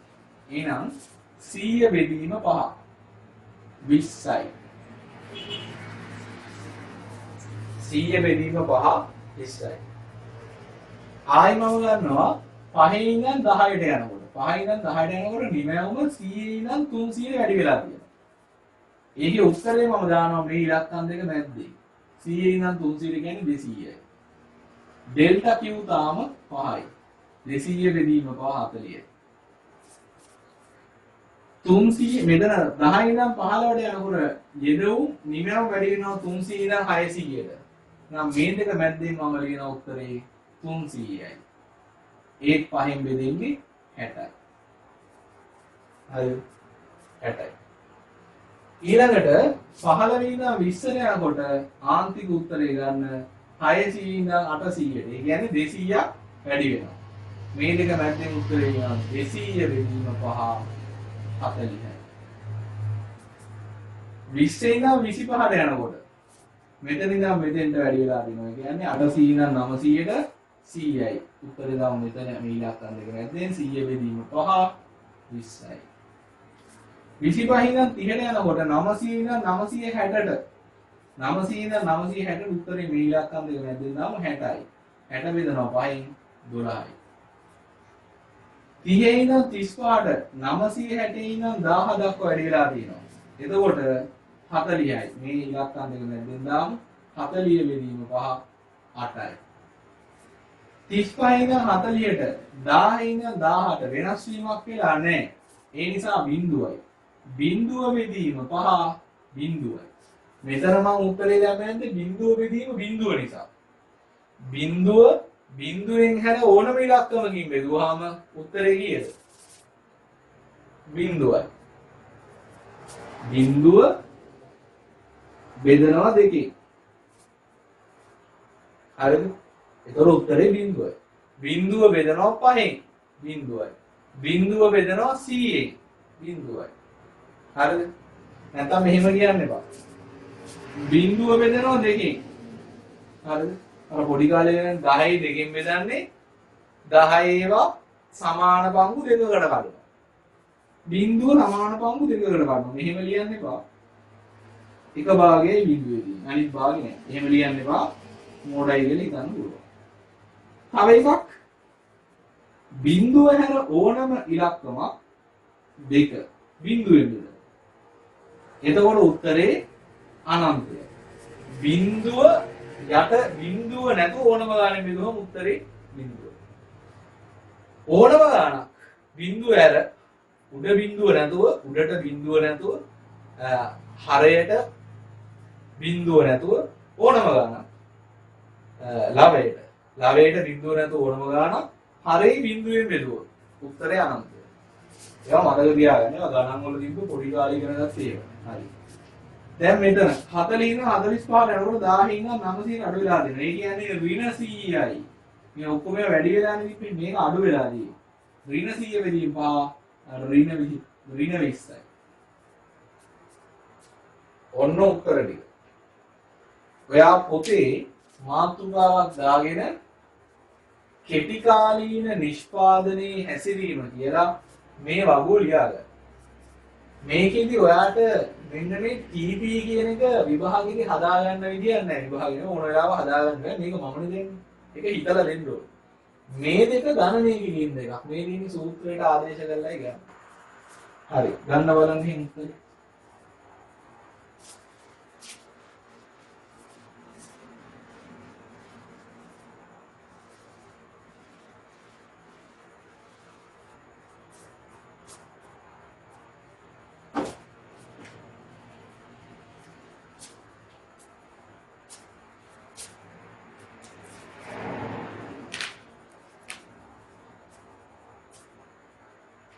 මේකෙදි යම් තැනක උත්තරේ ගත්ත විදිහ ඔයාට තේරුනේ නැත්නම් මගෙන් වෙනම අහන්න. මෙහෙම ගානක් හදන්න විභාගෙදී නෑ ඔය MCQ එක වගේ ආවොත් ඇරෙන්න. නමුත් මේ නිමැවුනේ හැසිරීම ඔයා දැනන් දෙන්නවා. හරිද? මම MP වල හැසිරීම කතා කරේ නෑ. එකක් මම කියලා දෙන්නම්. ඒකෙත් තියෙනවා කලාප තුනක්. මෙන්න මෙතෙන්ට යනකම් උත්තරේ වැඩි වෙලා තියෙනවා මේ. එතන ඉඳන් මෙන්න මෙතෙන්ට දක්වා උත්තරේ අඩු වෙලා බිඳුව වෙලා දිනවා. මෙතන ඉඳන් මෙතෙන්ට ඍණ වෙලා දිනවා. කලාප තුනක් තියෙනවා. මෙතන ඉඳන් මෙතෙන්ට වැඩි වෙලා 20 40ට වැඩි වෙලා 60 40 20 දුර 8 බිඳුව කියන්නේ අඩු වෙලා. හැබැයි ඍණ වෙලා නැහැ. මෙතන මෙන්න මෙහාගේ ඍණ වෙලා. හරිද? හරි. තව සම්බන්ධයක් මේකේ තියෙනවා. මේ බලන්න. ඔයා සංසන්දනය කරන්න මෙයා වැඩි වෙන හරියයි AP වැඩි වෙන හරියයි ආසන්න වශයෙන් සමානයි නේ. මේ ඉලක්කම ඉන්නේ මේ දෙන්න මැද්දේ. හරිද? 30යි 40යි මැද්දේ තමයි 60 තියෙන්නේ. එතකොට එයා මැද්දේදී වැඩි වෙන එක නවතිලා තියෙනවා.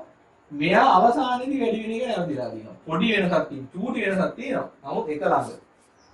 ඊට පස්සේ මෙන්න මෙයා දිගටම අඩු වෙලා බිඳුව වෙලා තියෙනවා. ඍණ වෙලක් තියෙනවා. මෙයා ඍණ වෙන්නේ නැහැ. හරිද? අඩු වෙනකොට උත්තර ටික බලන්න. පොඩි වෙනසක් කරුණාම මෙයත් අඩු වෙනකොට මෙයත් අඩු වෙනවා. අඩු වෙනකොට මෙයා අඩු වෙන්නේ 40 36 31 28 25 20 කියලා. මෙයා 40 වෙද්දී මෙයාගේ උත්තරේ 20යි. මෙයා 36 වෙද්දී මෙයා 12යි. හරිද? මෙයා 32 වෙද්දී 8යි. මෙයා 28 වෙද්දී මෙයා බිඳුවයි. අඩු වෙද්දී AP ට වඩා MP කුඩායි. මෙන්න මෙහෙම තියෙන්නේ. AP විශාලයි MP කුඩායි. 40යි 40යි 36යි 20යි 32යි 12යි 28යි 8යි 25යි බිඳුවයි 20යි ඍණ 20යි. මෙයා වැඩි මෙයා අඩුයි. වැඩි වෙද්දී මෙයා 20යි. ඒ 20ට කලින් තමයි මෙයා ඉන්නේ. හේතුව මේ 20 ඉන්නේ මේ 100 කෙලින්. මේ 20 ඉන්නේ බිඳුවයි 100යි මැද්දේ. මැද්දේ ඉන්නේ කෙනානේ කලින් ඉන්නේ. 30යි 40යි 40යි 60යි. වැඩි වෙනකොට MP විශාලයි. හරිද? තව ලක්ෂණයක් තියෙනවා මේකේ. තව ලක්ෂණයක් තියෙනවා. ඒ ලක්ෂණේ තමයි වෙන්නේ. මෙන්න මේ TP ගේ උපරිම අගය කීයද? 1000යි. TP ගේ උපරිම අගය 1000යි. එයා උපරිම වෙනකොට මෙයා බිඳුවක් වෙනවා. TP උපරිම වෙන වෙලාවේදී මේ අන්තිමට කලින් ඉඳ. මේ අන්තිමට කලින් ඉඳ. උපරිම අගය වෙනකොට අරය බිඳුව. හරි? ඔන්න ඔය ලක්ෂණ ටික තියෙනවා. ඔන්න ලක්ෂණ ටික මම ආයෙ කියනවා. මේක පියුට් එකේ තියෙනවා. අපි නිකන් මේ ගානක් හදලා පොඩක් පැහැදිලි කරගන්න. TP ගේ අවධි 3යි. වැඩි වෙන වේගයෙන් වැඩි වෙනවා.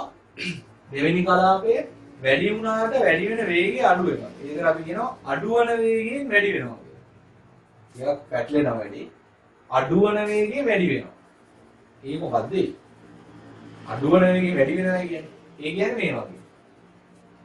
අපි බයිසිකලයක් පැදගෙන යනවා මෝටර් සයිකලයක්. හරිද? මෝටර් සයිකලේ පැදගෙන යනකොට කොහෙද යන්නේ? ඉස්සරහට යන්නේ. මෝටර් සයිකලේ පැදගෙන යනකොට ඉස්සරහට යන්නේ. අපි යනකොට මෝටර් සයිකල ස්ටාර්ට් කරලා දිගටම යනකොට අර වේග මාපකේ නැත්තම් අපේ මේ මීටරෙන් මොකද වෙන්නේ? මීටරෙත් එන්න වැඩි වෙනවා 20යි 30යි 40යි ඒකෙන් පෙන්නන්නේ වේගය. හරිද? එතකොට පළවෙනි පියවරේදී අපි ඉස්සරහට යනවා වේගෙත් වැඩි එන්න. ඒ තමයි මේ කලාපය. ඊළඟට අපි ඉස්සරහෙන් වාහනයක් යනවා දැකලා බ්‍රේක් ගහනවා. බ්‍රේක් ගහපු ගමන් වාහනේ එතනම හිටිනවද? එතනම හිටින්නේ නැහැ නේ. කියන්නේ බිඳුවක් එන්නේ නැහැ. ආපස්සට යනවද? එහෙම යන්නෙත් නැහැ. තව ඉස්සරහට යනවා. හැබැයි අර කටුව මොකද වෙන්නේ? ආයි 40 30 25 20 කියලා හිමීට වේගය අඩු වෙනවා. අන්නේ බ්‍රේක් ගැහුවා වගේ තමයි මේ හරිය මේ. දිගටම ඉස්සරහට යන්නේ. හැබැයි වේගය අඩුයි. පැහැදිලි? වේගය අඩුයි. ඔන්න දෙවෙනි කලාව. තුන්වෙනි කලාවේ අඩු වෙනවා. ඒ කියන්නේ ආපස්සට යනවා. හරිද? ඒකේ කලාප තුනයි. AP ගේ කලාප දෙකයි. වැඩි වෙනවා අඩු වෙනවා. එයා වැඩි වෙන්නේ මෙයා වැඩි වෙන වේගයකින් වැඩි වෙනවා. එතනින් පස්සේ දිගට මෙයා අඩු වෙනවා. MP ගේ කලාප තුනයි. වැඩි වෙනවා අඩු වෙනවා ඍණ වෙනවා. මෙයා වැඩි වෙන්නේ ආසන්න වශයෙන් AP වැඩි වෙන තාක් කියලා කියන්න පුළුවන්. ඒක එකම වෙලාවෙ වෙන්නේ චූටි වෙනසක් තියෙනවා. වැඩි වෙනකොට AP ට වඩා MP විශාලයි වැඩි වෙනකොට. මෙයා අඩු වෙනකොට මෙයා අඩු වෙන්නේ මෙයාත් අඩු වෙනකොට. ඍණ වෙනවා කියන්නේ අඩු වෙනවනේ පොදුවේ ගත්තොත්. හැබැයි අඩු වෙනකොට MP ගේ උත්තරයට වඩා AP ගේ උත්තරේ විශාලයි. එහෙම නැත්නම් AP ට වඩා MP කුඩයි. හරිද? තව ලක්ෂණයක් තියෙනවා. MP බිඳුවක් වෙන්නේ TP උපරිම වෙන වෙලාවේ. ඔන්න සම්බන්ධකම් තියෙනවා. හරිද? දැන් මේ ඊළඟට කරන වැඩේ කරන්න ඕනේ අලුත් පිටුවක්. CR සම්පූර්ණ අලුත් පිටුවක් ඕනේ. අලුත් පිටුවක් අරගෙන රූප සරහන් දෙකක් අඳින්න දෙනවා. පළවෙනි රූප සරහන් අඳිමු මේකේ මේ උඩ කෑල්ල. මේක නිකන් මේ අතර දෙකට බෙදලා 1යි 2යි. 1යි 2යි. උඩ කෑල්ල එකක් අඳින යට කෑල්ල ඊයක අඳින්න. එහෙමයි අඳින්නේ. හරි. මුලින්ම මම අඳින්න යනවා රූප සරහනක විචල්්‍ය සාධක වෙනස් වෙනකොට TP වෙනස් වෙන විදිය. මුළු පළදා වෙනස් වෙන විදිය. මේක විභාගෙන් අඳින්නේ නැහැ. ඉලක්කම් දාලා. නිකන් හැඩේ අඳින්නේ නෝ. අපි ඉලක්කම් දාලා අඳින්න. මේ පැත්ත 18නේ වැඩිපුරම ඕනේ. 100 දැම්මොත් ලේසි වගේ ගොඩාක් 100ෙන් බෙදෙන ඉලක්කම් තියෙන්නේ 960 අරුණා. මේ පැත්ත පහ පානකින් වැඩි කරලා තියෙන්නේ. පහ වැඩි කරගෙන 45ට යනවා. මතක ඇති වෙළඳ පොළ ආර්ථිකයේ ඉල්ලුම සැපයුම් පාඩමේදී මම කිව්වා ඉල්ලුම් වක්‍ර සහ සැපයුම් වක්‍ර අඳිනකොට ස්වායක්ත විචල්්‍ය සහ පරායක්ත විචල්්‍ය දාන පැති මාරු වෙනවා ගණිතයට වඩා. ඒ ඉල්ලුම සහ සැපයුමේදී මේ වෑයෙන් මාරු වෙන්නේ නැහැ. ගණන් ක්‍රමේ ගණිත ක්‍රමයට තමයි මේකෙත් අඳින්නේ. හරිද? එතකොට මේ පැත්තේ එහෙම කරලා තියෙන්නේ ගණන් කරලා ඉගෙන ගත්ත කෙනෙක් හුඟක් කාල ආර්ථික විද්‍යාව ඉගෙන ගන්නාම ඉල්ලුම සැපයුම් පාඩම දෙනකොට තේරෙන්නේ නැති. හැමෝටම තේරෙනවා මිලි ගතියක් නැහැ. ඒ නිසා තමයි ස්වායත්ත විචල්‍යය පරායත්ත විචල්‍යය සිරස්සක්ෂයේ දිරස්සක්ෂයේ මාරු කරලා දෙන්නේ. ඒක පැටලෙනවා. අමාරුවෙන් ඒක ඉගෙනගෙන මේ පාඩම දෙනකොට මේ පාඩමේ ආයෙ ගණන් විදිහට මදිනවා. ඒකට පිස්සු වැදෙන්නේ ඉතින්. මෙතන ඒක නෙමෙයි හේතුව. එහෙම හරි මතක තියාගන්න. තිරස්සක්ෂයට අපි දාන්නේ ස්වායත්ත විචල්‍යය. ස්වායත්ත විචල්‍ය කියන්නේ ළමයි ටික සර්ට ඕන තරම් මාරු කරන්න පුළුවන්. මේ විචල්‍ය සාධක. L මේ තියෙන්නේ නිමැවුම. dp තමයි මේක ඇදෙන්නේ. දැන් අපි මේක දාමු. 45 ගණන් දාන්න ඕනේ 5යි 10යි 15යි 20යි 25යි 30යි 35යි අද වුණා නේ 40යි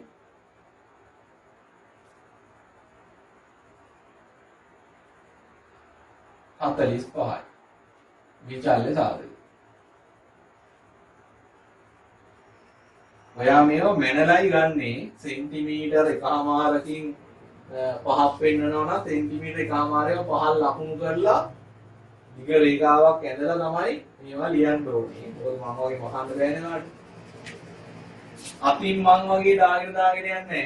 එහෙමොත් උත්තරේ එන්නේ නැහැ ගන්න. ඊට පස්සේ මුළු නිමැවුම 100 900 100යි 200යි 300යි 400යි 500යි 600යි 700යි 800යි 900යි. හරි. දැන් මේක අඳින් බිඳුවේදී බිඳුවයි. ඒ කියන්නේ මෙන්න මෙතන. පහේදී 100යි. පහේදී 100යි. 10ේදී 300යි. 10ේදී 300යි. එයා හරියට ලකුණු කරලා අඳින්න ඕනේ. 15ේදී 600යි. 15ේදී 600යි. ඊළඟට 20ේදී 800යි. 20ේදී 800යි. මේක 18 ඕනේ. ආනන්දදී 900.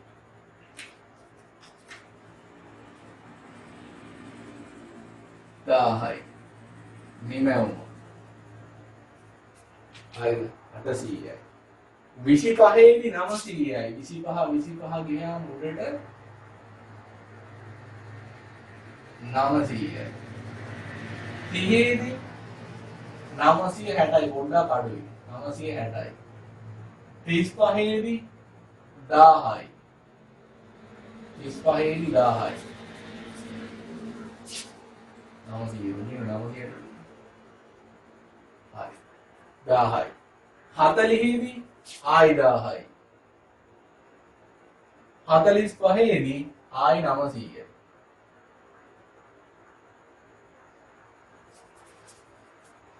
හරි. නිකන් එනව නේද 아무තු හැඩයක්. මේක දැනට මෙන්න මෙහෙම එකින් එක යා කරලා බලන්න මොන වගේ හැඩයක්ද එන්නේ කියලා.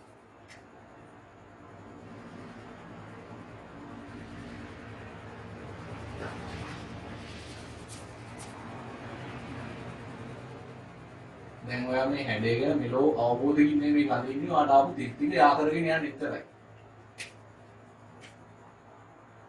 ඔයාට ගන්නට ලකුණු කරලා නෙල්ලදී මේක අහම මේ වක්‍රේ නම් කරමු TP කියලා. TP. මම මේකේ මේ කලාප තුනක් ලකුණු කරන්න කැමතියි. පළවෙනි කලාපේ තියෙන්නේ 15 වෙනකම්. 15 වෙනකම් එක කලාපයක් මේ. ඔයත් එහෙම ලකුණු කරන්න. ඊළඟ කලාපේ තියෙන්නේ 1000 වෙනකම්. 1000 කියන්නේ 40. හරි. 1000 වෙනකම්. ඊට පස්සේ කලාපේ ලකුණු ගන්න ඕනේ මෙතනින් ඈ. මම දානවා මේකට 1 2 3 කියලා. ඔන්න උඩ කොටසේ ඕක අඳිනවා. ඊළඟට තව තියෙනවනේ කෑලි දෙකක් AP සහ MP එක වක්‍රයක අඳින්න යන්නේ. බලන්න AP ගේ MP ගේ ලොකුම ඉලක්කම කීයද කියලා. මේ පැත්තේ ඉලක්කම් ටික ඒ විදිහටම ඕනේ. ලොකුම ඉලක්කම ඇවිල්ලා තියෙන්නේ 60. ඒ කියන්නේ මේ පැත්ත 60ට දැම්මම ඇති. හරිද? මේක අඳිනකොට මතක තියාගන්න මේ සිරස් අක්ෂයේ කෙලින්ම මේක අඳින්න. හැබැයි ඒක 100 ලකුණු කරන්න එපා. ඒක ඕනේ 60 වෙනකම් විතරයි. මේ පැත්ත තිරස් අක්ෂයේ ඒ වගේම ලකුණු කරන්න ඕනේ. විචල්්‍ය සාධක එලි. මේ අනුපාතෙටම ලකුණු කරන්න. 5යි 10යි 15යි 20යි 25යි 30යි 35යි 40යි. මගේ ගාන දෙන්නදී මම මෙතනින් බලනවා හරිද කියලා. ආසන්නයට හරි තියෙනවා. හරි. දැන් තියෙනවා වගේ 45යි. ඔයාලට හරියටම තියෙනවා. බිංදුව 5 10 15 20 25 30 35 40 45. මේක 10 10 ලකුණු කරාම ඇති. මෙතෙන්ට එතකොට එන්නේ ඒත් නිමවම තමයි. 60 ඉන්නේ මෙතෙන්ට. ඒකෙන් භාගයක් 30යි 10යි 20යි 40යි 50යි. හරි. අදින් AP වඳිමු බිඳුවේදී ඉරක් තියෙන. ඉර ගහන්න බෑනේ මේක. ඒක අතහැරලා දාන්න. 5ේදී 20යි. 5ේදී 20යි. 5ේදී එකපාරටම 20යි. මෙතන. ඊළඟට 10ේදී 30යි. 10ේදී 30යි. මෙතන. 20ේදී නෙමෙයි 15ේදී 40යි. 15ේදී 40යි. 20ේදී 40යි. 20ේදී 40යි නේ. 25ේදී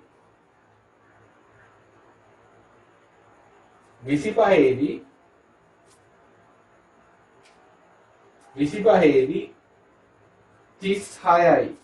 එන 40ට පොඩ අඩු. 36යි.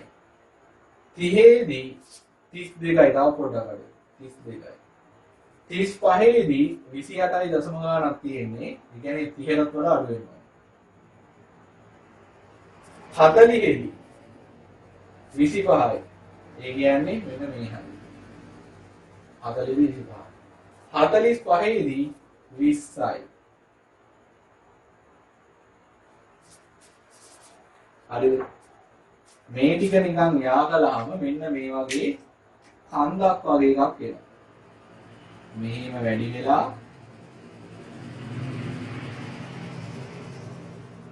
වෙලා අඩු වුණා. අර තියෙන්නේ කලාප දෙක. මෙතන ඉන්න වෙන් වෙලා තියෙන්නේ මේ උඩරින්ම එක මෙතන. ඒකයි මම කිව්වේ මෙයා වැඩි වෙන්නේ මෙයා වැඩි වෙන එකකින් වැඩි වෙනකම්. හරි. ඊළඟට MP ලකුණු කරනවා. ඔයාලා මතකනේ MP හිටියේ 5.5යි මැද්දේ. 5යි 10යි මැද්දේ. ඒ නිසා මම යාගේ ඉලක්කම් දානකොට මේ මැද්දේ තමයි ලකුණු කරන්නේ. හරි. 0.5යි මැද්දේ 20යි. 0.5යි මැද්දේ 20යි. ඒ කියන්නේ 20 එන්නේ මෙතෙන්ට නේ. මෙතෙන්ට. 5යි 10යි මැද්දේ 40යි. 5යි 10යි මැද්දේ 40යි. ඔයදී 5යි 10යි මැද්දේ 40යි. හරි. 10යි 15යි මැද්දේ 60යි. 10යි 15යි මැද්දේ 60යි. ඊළඟට 15යි 20යි මැද්දේ ආයි 40යි. 15යි 20යි මැද්දේ 40යි. 40 කියන්නේ හරි. ඊට පස්සේ 20යි 25යි මැද්දේ 20යි 25යි මැද්දේ ආයි 20යි.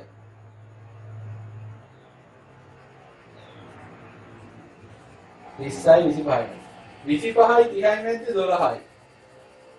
10ට පොඩ්ඩක් වැඩි. 30යි 35යි මැද 8යි. 30යි 35යි මැද 8යි. හරිද? ඊළඟට 35යි 40යි මැද 0යි. 40යි 45යි මැද්දේ ඍණ 20යි. කියන්නේ මේක ඍණ පැත්තකුත් තියෙනවා. 10 10 ලකුණු වල තියෙන ඍණ 10යි ඍණ 20. ඍණ 20යි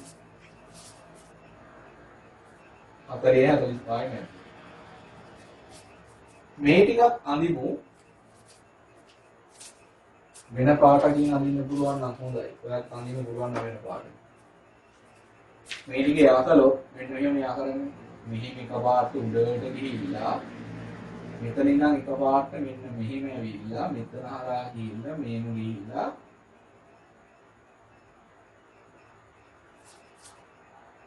ආයෙ මෙහෙම ගිහින්.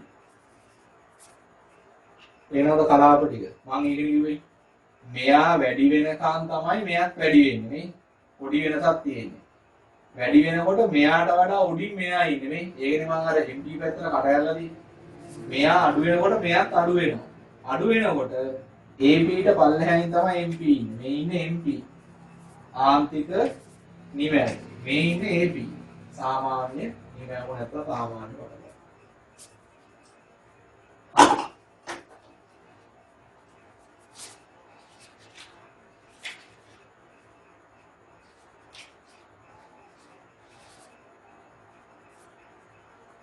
හරි.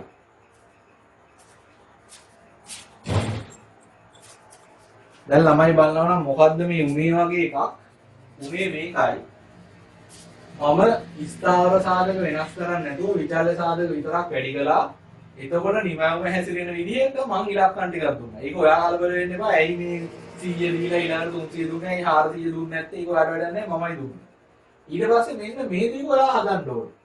හරි. හදුවට පස්සේ මෙතන එනවා මේකේ විචාර නැත්නම් මේ ස්වායත්ත විචාර එකයිනේ තියෙන්නේ. මේ ඔක්කොම වෙනස් වෙන්නේ විචාල්‍ය සාධක මත. විචාල්‍ය සාධක තමයි ස්වායත්ත. ඊට අනුව වෙනස් වෙනවා TP AP MP. මේ වක්‍ර තුන මෙහෙම ඇඳහම ඒ අතර මොනවද සම්බන්ධයක් තියෙනවා. එක්තරයි. හරි. මේක ඇඳ ගන්න. මේක ගානක් විභාගෙදි ගොඩක් වෙලාවට ඔය වගේ මේ ගණන් හදන්න රූප සරණ අඳින්න වගේ වෙන්නේ නැහැ. මේකේ හැඩේ මතක තියෙනවා. මේකේ මේ හැඩේ කන්ද වගේ එක මතක තියෙනවා. මේකේ හැඩේ මෙහෙම ඇවිල්ලා මොන වෙලාවෙද බිඳුව වෙන්නේ මේ බිඳුව වෙන වෙලාවේ ඉලක්ක වරම්පන් 1000යි. ඒව මතක තියෙනවා. මෙයා පල්ලෙහාට එන්නේ මෙයාගේ උපරිම ලක්ෂ්‍ය හරහා බලන්න උපරිම ලක්ෂ්‍ය තමයි මේ 40 කියන්නේ. එයා අරහ තමයි පල්ලෙහාට එන්නේ. ආන් ඒව මතක තියෙනවා. ඒක ටියුට් එකේ අපි ලස්සනට අඳගමු. දැනට මේ ගාන මාත් එක්ක ලියාගත්තා වගේ තව පාරක් ගෙදිද්දි තනියම හදන්න. අත හුරු කරගන්න මේ වගේ රූප සරණ අඳින්න. මේක දැන් අපි ඉලක්කම් මේ වගේ තිත්තිය රැන්දට විභාගෙදි මේක මේ වගේ අඳින්න ඕනේ. මේ වගේ රූපයන්ද මෙහෙම වැඩි වුණා මෙහෙම පල්ලයට මේ වගේ අඳින්න ඕනේ. මේක මෙන්න මෙහෙම කර අඳින්න බෑ චිත්‍ර අඳිනවා වගේ. හරිද? එකපාර අඳින්න ඕනේ. එකපාර අඳින්න ලොකු ප්‍රැක්ටිස් එකක් තියෙන්න ඕනේ. ඔයාගේ ටියුට් එක ගත්තොත් මට අනිත් ඒවා නම් නෝට් එකත් එක්කම ටියුට් එක දෙන්න දීපුවා මේක එහෙම දෙන්න බෑ රූප සරහන් මම ඇඳලා දීලා හරියන්නේ නැහැ රූප සරහන් බලාගත්තට වඩා අඳින්න බෑ ප්‍රස්තාර ඇඳලාම තමයි පුරුදු වෙන්න ඕන හරි එහෙනම් අපි ඊළඟ වීඩියෝ එකේදී ගොඩක් වෙලාවට අපිට පුළුවන් වෙයි ටියුට් එකත් එක්ක වැඩේ කරන්න එතකම් මේ ටික බලන්න ආයිබෝවන්